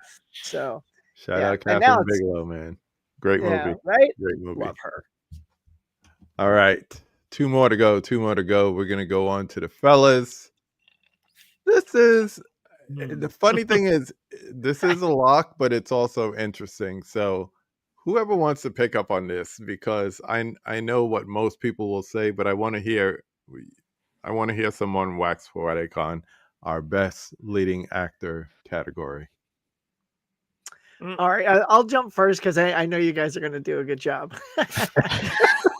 And I'll just say this, and my hang up with the movie. Nonetheless, I do think Adrian Brody's performance is by far the best performance of all these five people. I love Ray Fiennes. Unfortunately, we're talking about Demi getting sort of that lifetime career and earning it. Well, honestly, I think Ray Fiennes deserves that as well. I think if you're going to have that mindset, it should go to him. He's good. He's solid. I feel like Adrian has a lot more levels in his performance. Like they just, you've seen the movie. I'm tired of giving awards to people who do impressions. So sorry, Timothy Chalamet. I'm glad you got your SAG award, but enough of that. We need to start having our own category about people who do good impressions. Speaking of impressions, no, I'm not giving one to Donald Trump. Sorry. So Coleman Domingo, to me, it's sort of the arc there. Coleman, Rafe, and Adrian are my top three here. I think Coleman is a nice steady performance that, again, KB, to talk to your thing about people not seeing stuff. I don't know if enough people have seen Sing Sing. It's just an acting piece. All that movie is an acting tour de force. It's not best picture. It's not editing, any of that stuff. It's all about acting. But I would lean to the right side of your screen and say, I think it's going to go to Adrian because of the layers that he has, but I want it to go to Ray Fiennes. Funny thing, you mentioned like the biopics. It wasn't really a biopic, but Coleman Domingo was playing someone who's actually alive. Matter of fact, it was a guy who was kind of counter him for the roles. I forget his name, but he also gave a strong performance too, but that was his story in real life. Yeah. So that's But it's not someone we interesting. can compare him to. So we Yeah, can't go, yeah, oh, you nailed it. You know what I yeah. mean? It's a real life person we don't know, which Right. is why I liked it. Yeah. Yeah, I think Ray Fiennes, love him. The guy is tremendous. I think he, you know what? I don't it's not gonna be Conclave, but I think he's gonna get that Gary Oldman Oscar, like he's gonna get a role where he's like the real true like tour de force type thing, and he's gonna get it. That's the Gary Oldman, because that guy's Yeah. great in every single movie he's ever been in, and didn't Yeah. win until what, Darkest Hour. You know what I mean? Yeah. Yep. Ray Fiennes gonna get it. I agree, Huck, and he deserves it because he's great.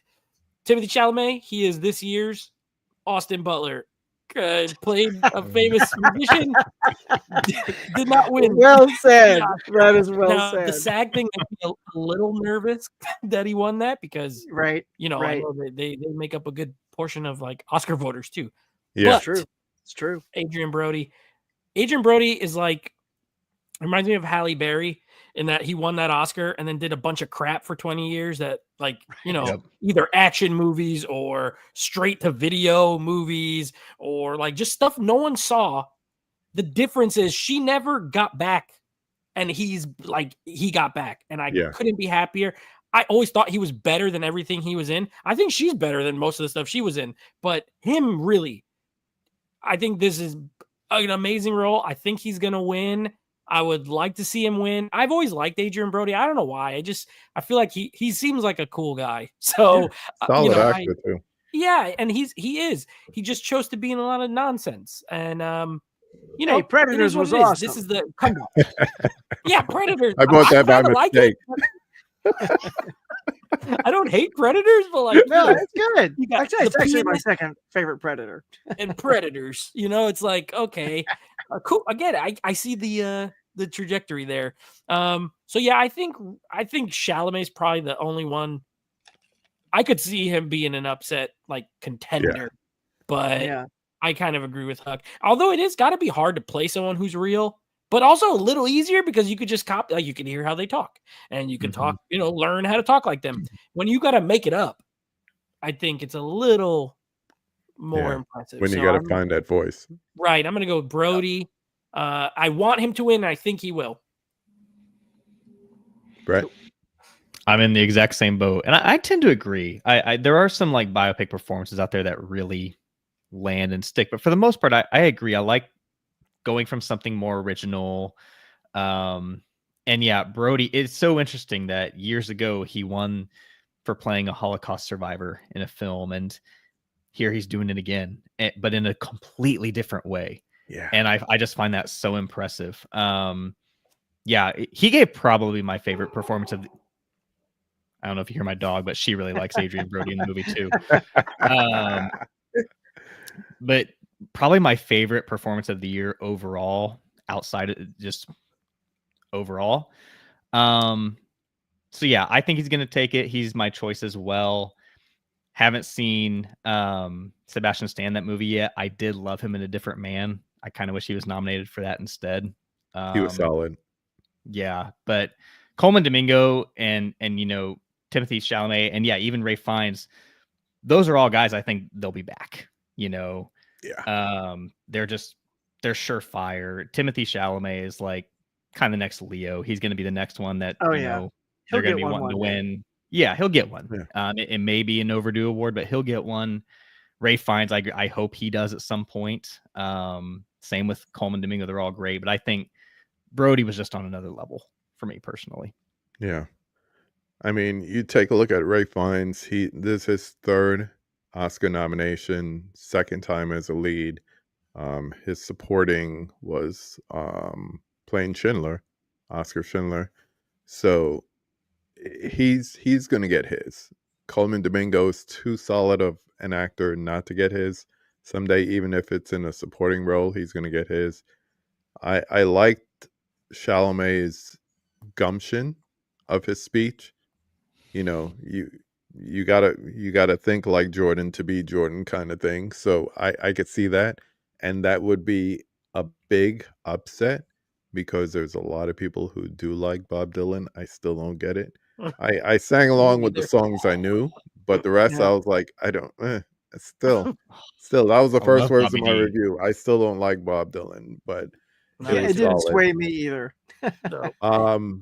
Think what you want about the man. Sebastian Stan did an excellent job, but it's chalk for Brody. It's like Susan says here. It's not even a matter if you want him to or not. Brody will take it. So I think that's a lock in.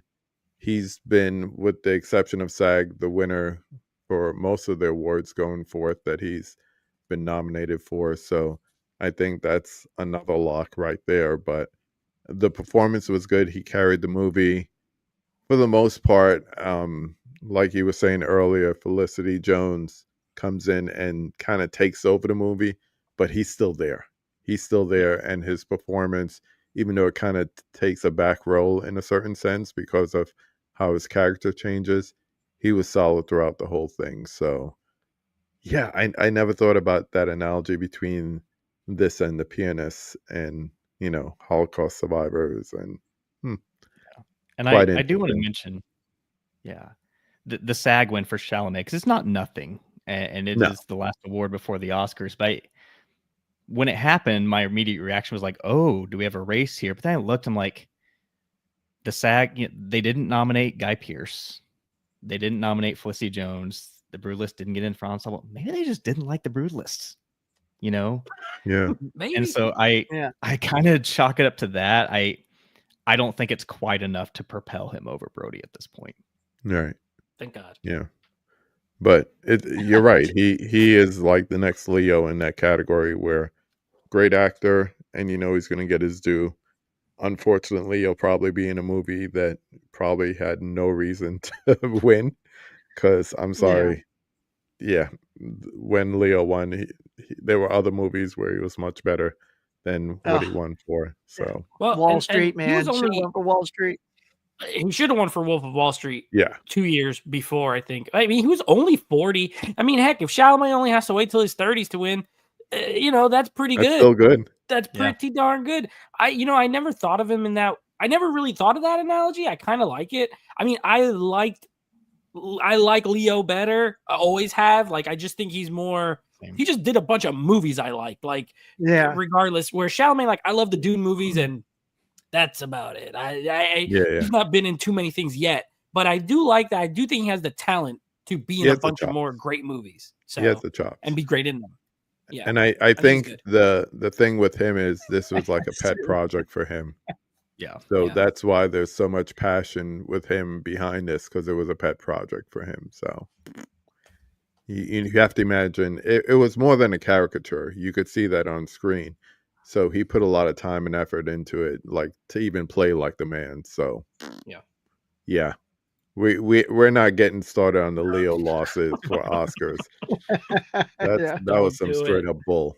What I will say Right. about The Revenant is weak year for Best Actor.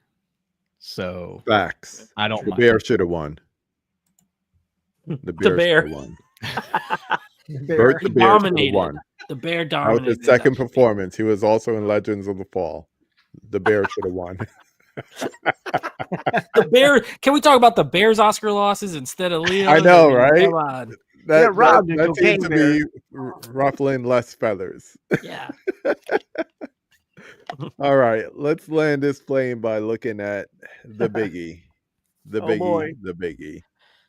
Oh my gosh. I don't even feel like going around the horn with these, but I will anyway.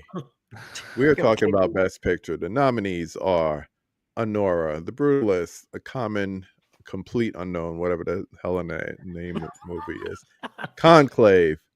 Finally, we get some Dune Part 2 love. I think I love that movie more than most people.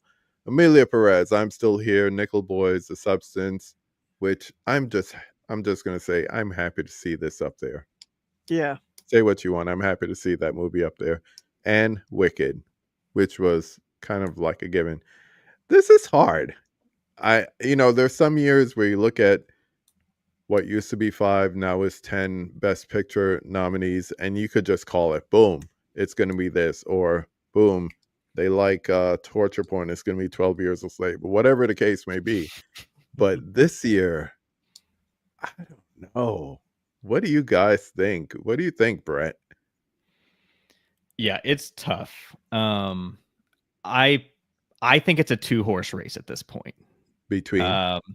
Between Anora and Conclave. Yeah, me Which too. horse wins the race? It's tough to call. I am leaning towards Anora pulling it out. I probably indicated that a little bit when I picked Sean Baker for director, but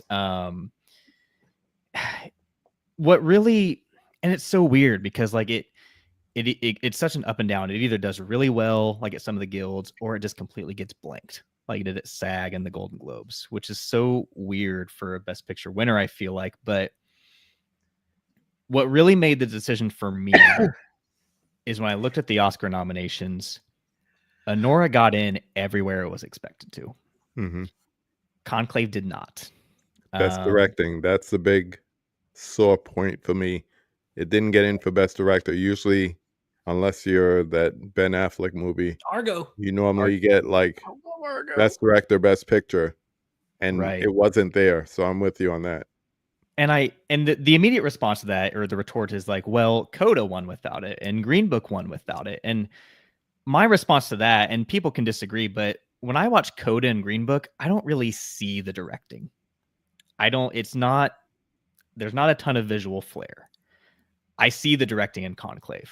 I see, yes, the guy who made All Quiet on the Western Front made this movie. I can see the choices he's making.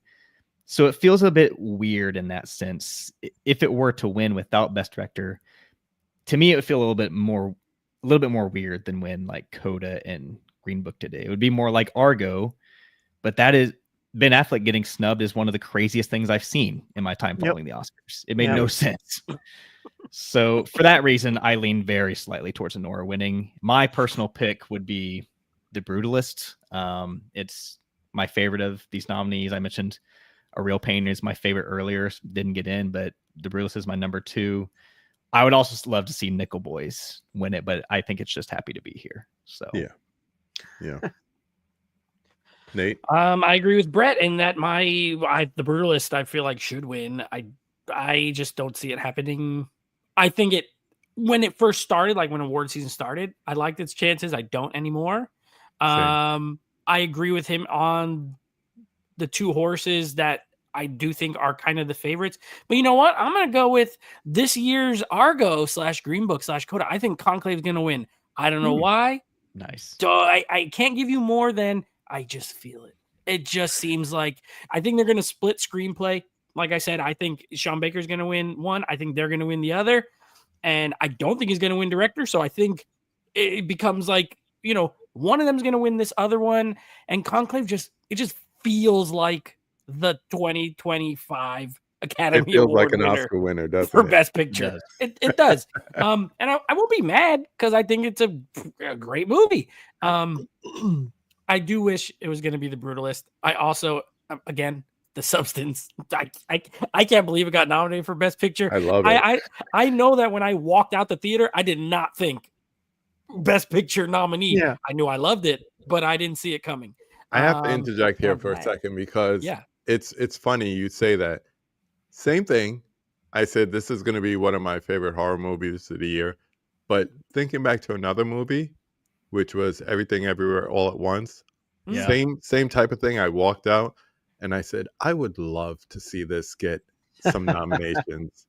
And lo and behold, but I remember walking out and saying, it would be really cool if she got some recognition for the role she played in this movie.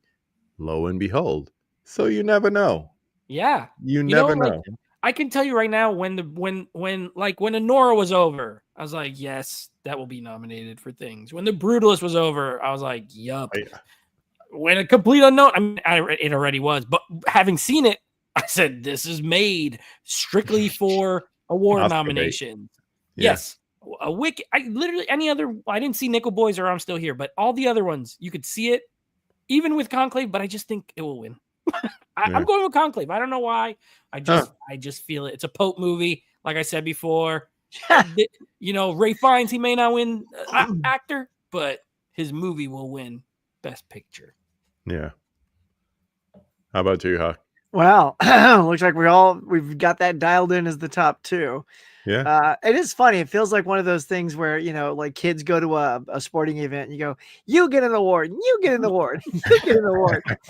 So it does kind of feel like maybe, we're going to give, the screenplay to this person, the director to that one. And then the best picture is going to be probably, I think Conclave is a more, it reminds me of the days of like Out of Africa and The Last Kiss of the Spider Emperor, and, Woman. when there's sort of Yeah. like bigger sort of subject matter Pope period, not really period piece, but it's Yeah. got that sort of Oscar thumbprint Mhm. that I feel the awards haven't awarded in a long time, because we've gotten stuff like Green Book, Coda, Moonlight, things like these little tiny things that nobody was seeing. By the way, I love Coda. It's one of my favorite movies. Love that.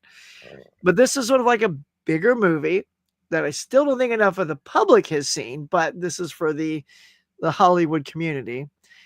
And as long as they're seeing all of these, I don't know. I think Conclave just has those things in it that you reward.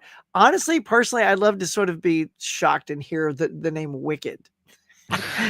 you know, Huh. you That know, I would mean, be a like just surprise. to That would be an upset. completely shock everyone. Like, oh my god, like right. That would be the moment. Forget about Demi's win. That would be the moment. That would be, yeah. And unfortunately, I think with Dune 2, I feel like Denise, it's like we'll do a Dune 3. It'll probably get the Peter Jackson treatment and get a nomination with the third one. But I don't think he will win that either. I don't think this has sort of that water cooler talk that Lord of the Rings did. They're great. I love Dune 2. I'm with you, KB. It's like, I thought it was fantastic. It's one of my favorite movies of the year. Yeah. But personally, I want the substance. It was just crazy. It was just a crazy film. I can't argue with that. But I think, yeah, because it's the most surprising. It's like when Get Out gets nominated. You're like, oh my gosh. And just to see it there, you're like, I'm so happy to see you. Yeah. But yeah, I think it'll be Conclave, but I'll be sort of elated if I hear Honora. That'll be sort of that, oh, okay. Wow, that snuck in. I'm going to put up Susan's comment before I give my opinion here. Oh. She says Conclave would be the Green Book win. Yeah. Now, here's the thing. Conclave can win based on the strength of the two things that I mentioned toward the beginning of this, which was the cast and the writing. But it would be a traditional type of Oscar win. I could say the same thing for The Brutalist. That's more of a traditional type of Oscar win. Yeah. To follow in kind of like the more modern steps that we've seen in the last couple of years, I really see Honora taking it.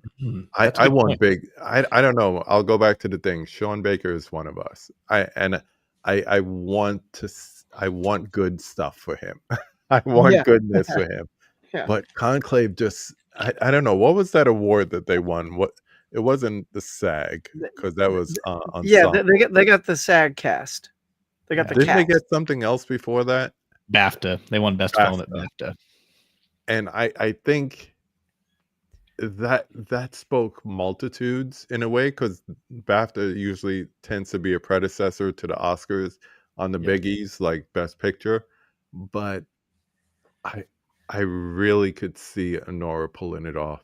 But everything that you mentioned, whether it's The Brutalist, whether it's Substance, Wicked, even any of these can be really good ones, because it was a solid year. I won't say it was a great year. I still say 2018 was the last great year for Best Picture noms. Going back to things like Parasite and all that. Oh yeah. But any of these really that we mentioned, I won't say all of them. I can't see Complete Unknown, Dune 2 as much as I love it. Nickel Boys, I'm Still Here. I can't see them. Damn if Amelia Perez would win, but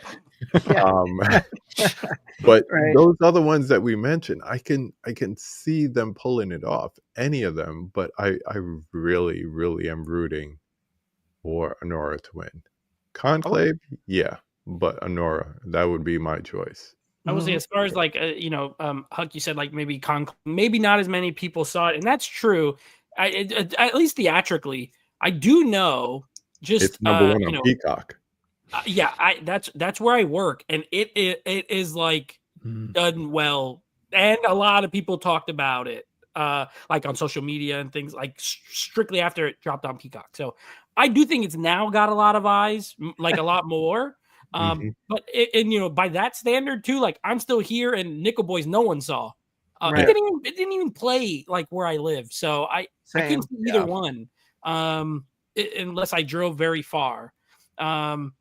So yeah, I think I don't know. I do like. I agree with you, KB. I don't think this is like the greatest year. I feel like lately I have to just like I watch these movies and I'm like, which did I like the best out of what they gave me? But like the ones I really like the best throughout the year never get up there. You know what I mean? Like, right.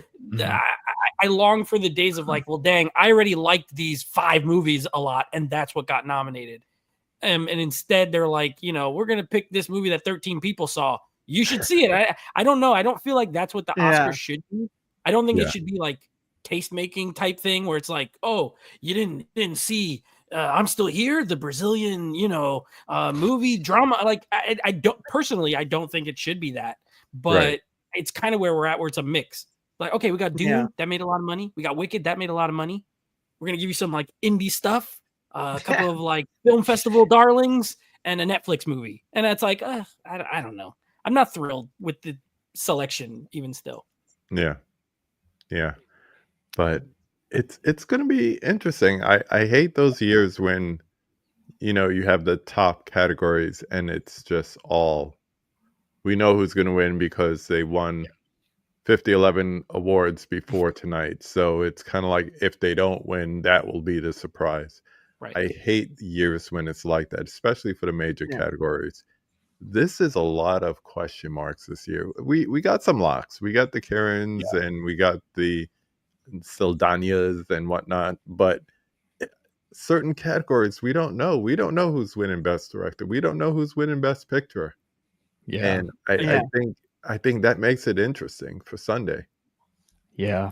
I think what's really interesting about Best Picture in particular is that some years when you have a certified top 2 like this, like going back to Coda, that was a little bit different because it was like kind of Coda, but maybe Power of the Dog. But like Coda, you could see doing well in a preferential ballot. Power of the Dog, there are maybe some questions about that.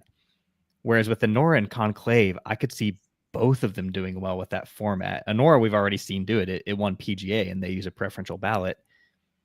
I think Conclave, like we all said, like that's one that a lot of people can like and put it high on their rankings. So it just makes it that much more difficult, but that much more interesting that, we're split here ourselves, like 2 for 2, Anora and Conclave, which is awesome. Yeah. And those are probably the 2 strongest ones for Best Picture. So it makes sense. It totally makes sense that way. All right. Before we get out of here, give me one more. Give me something from some category that you would love to see win. I don't care what the category is. Anything that we haven't discussed tonight. And I'll just let you go. I wrote down like all of the categories. Okay. That way, if in case you ask a question like this, I'd be ready. I do want The Brutalist to win Best Cinematography. I think if it, let's say it gets just besides Brody, because I do think he's gonna win, but let's just say it gets shut out, it wins nothing. Give me that cinematography because the Dune 2 looked great too, but Part 1 was nominated and it looks like Part 1. The Brutalist, the most unique looking movie this, like modern 2024, looked different than everything else and was gorgeous. So I hope it at least wins cinematography. I also saw it in IMAX, and when they show you that mountainside of granite, I went like this. I went. Yeah, that was cool. I just went back in my chair like, what the hell am I looking at? It looked fake. It looks fake, and it's so beautiful. And I said, every time I see a granite countertop, I'm going to think of this scene. That just looks absolutely beautiful. Yeah. Well, How about you, Alex? I'll jump on one, and I'm not going to do editing like you think I jump on. But I'm gonna hit up the best musical score, and Ooh, I'll okay. tell you why. So having seen all the ones that are nominated, Wicked I don't quite get because it's sort of based on the existing stuff that you sort of thematically weave into it. There is one of these five is the only movie while I was watching it, I was aware of the score, and I mean that in a good way. Like it was so like it was getting me going, like I was getting moved and I was feeling something. Yeah. Believe it or not, it's Chris Bowers for The Wild Robot. That Mm. theme Great was score. so good. It's the only movie that when it was over, I'm like, I want to go buy that score Yeah. because I noticed it and loved it so much. I'm like, I want that score. And it's not on CD. Like I'm old school. I'm like, I can't find it on CD. But that score of all the ones, it's the only one that popped out. And I'd love to hear that. Chris Bowers, I'd love to hear that. Yeah. How about you, Brett? You got one? I'm really interested in international feature. Really? You don't Because think it's going to be a runaway for I'm Still Here? I think Amelia Paris still has a shot here, honestly. Get out of here. It would not surprise me. It would They not could, surprise give it, me. they could give it to Amelia President and be like, "Hey, it won something." Yeah, exactly. Well, and Enya Zoe's is going to win. Zoe's Enye's going to win. So there's two there now. yeah, That's what I'm going to call it from now on. I'm just going to call her Enye. they'll have that. They'll have song most likely. Mm. I really want to see I'm Still Here win this award. Like I would give Me them their too. song, give them the performance. That's a little different.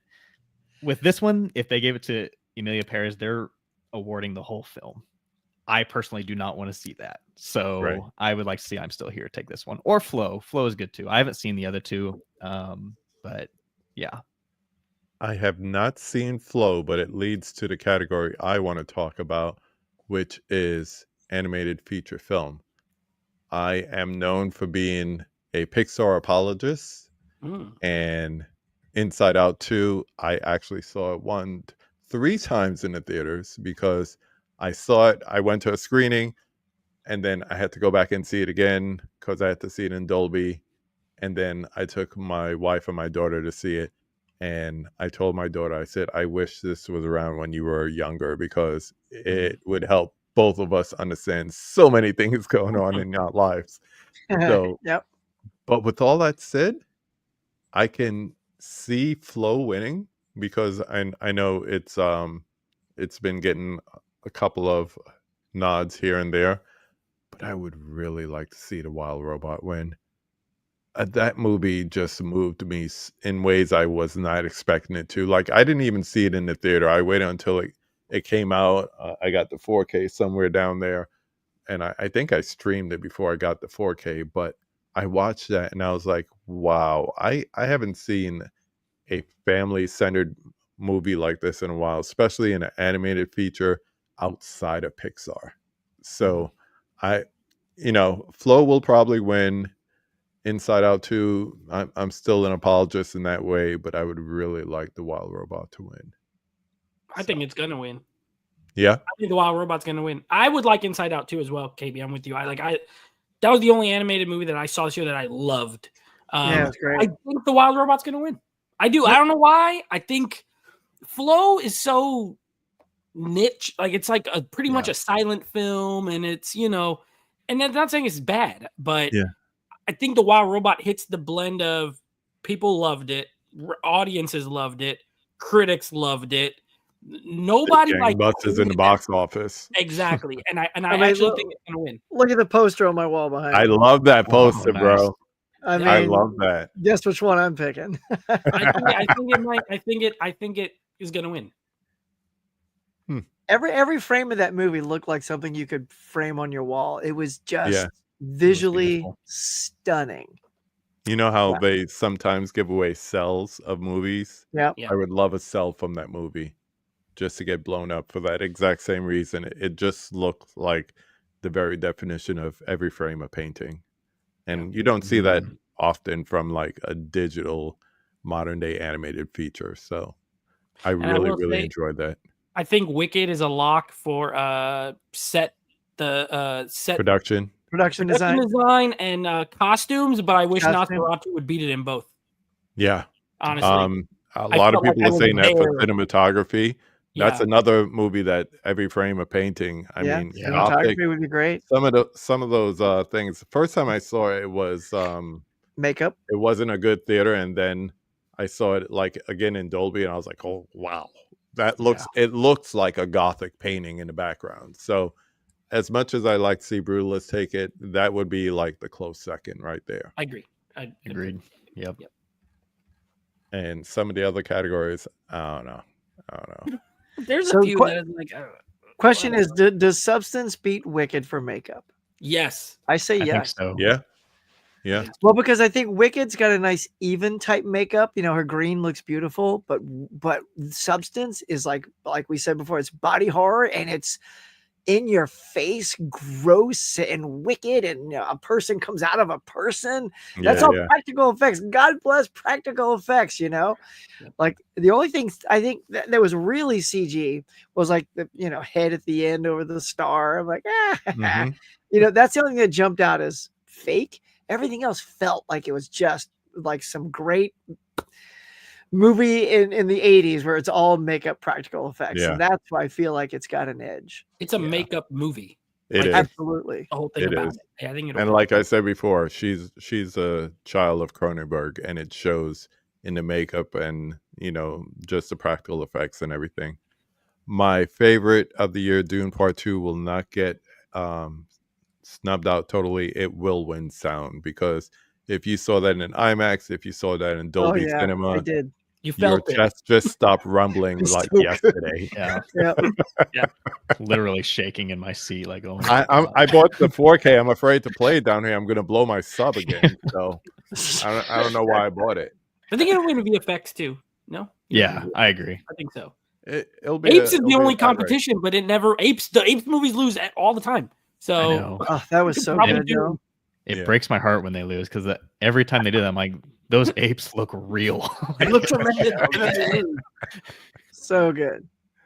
Fellas, I want to thank you so much for coming on this roundtable tonight. I think we had great opinions. We had great debate. Everyone was respectful, which I always appreciate. If you got something coming up, I'm going to go around the horn real quick. Just tell the people where they can find your stuff, what you got coming up. I will start with Mr. Brett right up here. Yeah. So once again, I do the Gilded Films podcasts. Just search for Gilded Films we're on Twitter, Instagram, and all your podcast channels. Yeah, got an episode coming up soon on the second Oscar. So 1928, 29. We're going way back to talk about early sound era, which is cool. Yeah, Huck, you missed it when we started Gilded Films podcast. I've had both him and Christian on a couple of times, but they look at previous Oscars all the way back from the jump, and they have other things going on too, but that's the main bread and butter there. And dual episodes between like the ones that got nominated, what we think. I always say we because I'm frequent guest, and then the second episode is about what they missed. That's how I like to summarize it. So it's a lot of fun. Check it out anywhere you get podcasts. But thanks for coming on. Shout out to Christian. I love you. Yes. For having me. Wherever you are. Nice. Nate, hop in there, my man. Yes. So thank you for having me again. It man. was a pleasure talking movies with you guys. Awesome. Geeks and Flicks is the channel on YouTube. What we got coming up, we will be doing on March 9th a live stream with Turner Fan 77, our buddy Rich, in honor of his show that he used to have with David. The Faces for Radio. We did an award show with them 2 years in a row, so we're going to be doing that, and we're going to honor David at that show as well. So come join us if you knew him. And then something I'm doing separately, KB, you had my buddy Harrison on your show recently. Mm-hmm. We are going through that Frank Capra box set. So he's got me watching all these 1920s silent movies, and nice. We already did the first 5. We're doing the next 5. That's going to be next Friday, March 7th, a live stream on his channel. Really old movie. So I'll plug him since I'll be there as well. But I got to watch these. I got to watch them this week. These have you got talking your in them. set? I have the sets right. Show us. I That's love awesome. seeing this thing. This is beautiful. Oh, Oh. Dang. Yes. the box is kind of cockeyed, but Yeah. It's slanted. Yeah, it's slanted upward. Yeah. But yeah, the next 5, I don't even remember what they were, but at least they have talking in them, so I'm very excited to watch them. 4 of the first ones didn't have any Oh talking. boy. So yeah. Yeah. And I saw you did a new review on the channel too, like I did. yesterday or today. Yeah, Last Breath with Woody Harrelson and Simu Liu. Yeah, It was a movie. So probably one of your shortest reviews, I must say. it was. Yes, sir. It's all good. It's all good. And Huck, tell Yeah, the people where yeah. they can find you and all you got going on. Well, it's been a lot of fun, guys. Thank you so much, KB, for having me on. Guys, this has been a pleasure talking movies with y'all tonight. Can't wait for Sunday night. Huck's Pop Culture Cafe is my channel. I'm on all the stuffs, TikTok, Instagram, here on YouTube, Facebook, all that jazz. And a lot of you have been joining me, which KB, you're one, which I love, is the 52-week movie challenge. I've been doing it every single week, 100% so far. So join me on Letterboxd. I'm on Letterboxd, and I have it all printed up there. If you want to join us, you can be late, you can miss a few. It's okay. You don't have to shoot for 100%. It's just a lot of fun going through this film journey. And it's very ironic that just a couple of weeks ago, one of my weeks was a Gene Hackman movie, because that shows you how much I love Gene Hackman. So the fact that we lost him sort of like really puts a little pride on that particular week, and just want to watch more. So, and every time I come out of a movie, I'm just doing little reactions, 1 minute things of your time. There's like a little bite, a little taste of the huckster. Yeah. So just check them out. I'm trying to finish up my Oscar challenge. Of course, Sunday. My last movie that I watch right before the red carpet stuff starts is always The Dark Knight. That's kind of like Oh, my really? tribute to Heath. And I love that. the next day, I'm gonna catch up on my challenge because I'm up to Vegas, a movie set in Vegas, and I have not seen Venom: The Last Dance, but apparently there's parts of it in Vegas. Yes, So yes, I'm like, it this is. is the only way I'm going to watch this damn movie. So I'm That's going to check great. it out for the challenge. Hey, whatever it takes to watch it. That's fine. Yeah, but it's fun. It's fun. I normally do it every Saturday, but I'll push it to Monday for this week, and just trying to keep up. It's fun because I'm trying to get as many, like what you did, the movies that I haven't seen before. I still had to sneak in a couple because like French Connection was like the easiest thing I could find from Hackman that I haven't watched in a while. I could always watch Unforgiven, but but most of the things that I have lined up for the next couple weeks are things I haven't seen before. So it's fun, and I'm always up for a movie challenge. I love doing it. Nice. So you have And all yours picked out for the next few weeks? Yeah, what I do is I'm kind of doing a combination of what you and the doubles do. So I make a list, but then I keep it so that Loose. if I see Keep it something loose. that I haven't seen before, then I kind of, run an option and do that instead. So Perfect. for me, I'm getting back into the conversations, guests to be announced in upcoming weeks. And then at the end of this month coming, we have Panic Fest coming back to Kansas City. So, Brett, I don't know if you're going to come in maybe Saturday, catch a couple movies. I know they're going to have an early showing of Freaky Tales. They're going to have the new David Cronenberg movie showing early. Oh, yeah. Some other horror movie that I wanted to see. Oh, a movie that I missed at TIFF last year. The kid from Stranger Things is in it, but that's going to be showing this year as well. They haven't announced guests yet, but the Rat Pack are reuniting, and they're going to be in Kansas City for the weekend of Panic Fest. So it's going to be a lot of fun, and it's always good to see people. This is another person I would love to get to Panic Fest. What's up, Christian? Planet Yeah, CH hey, in the Christian. house. What's up, my man? So yeah, I'm just gonna get back into conversations. I'm probably gonna try to do some interviews there. So I'm gonna bring out the DSLR, run a little 4K, and get a couple of even short interviews, maybe some quick convos and so forth. So it should be fun. I'm looking forward to the month of March. A lot of good stuff coming out in the cinema too. So definitely go to the movies. As you see, we all love going to the movies here. So Oh yeah. feel free to join us at the movies. But for tonight, once again, I want to thank everyone in the chat, everyone lurking, everyone on the rewatch, on the replay. And as I always say, go watch a movie. Have a good night. Later.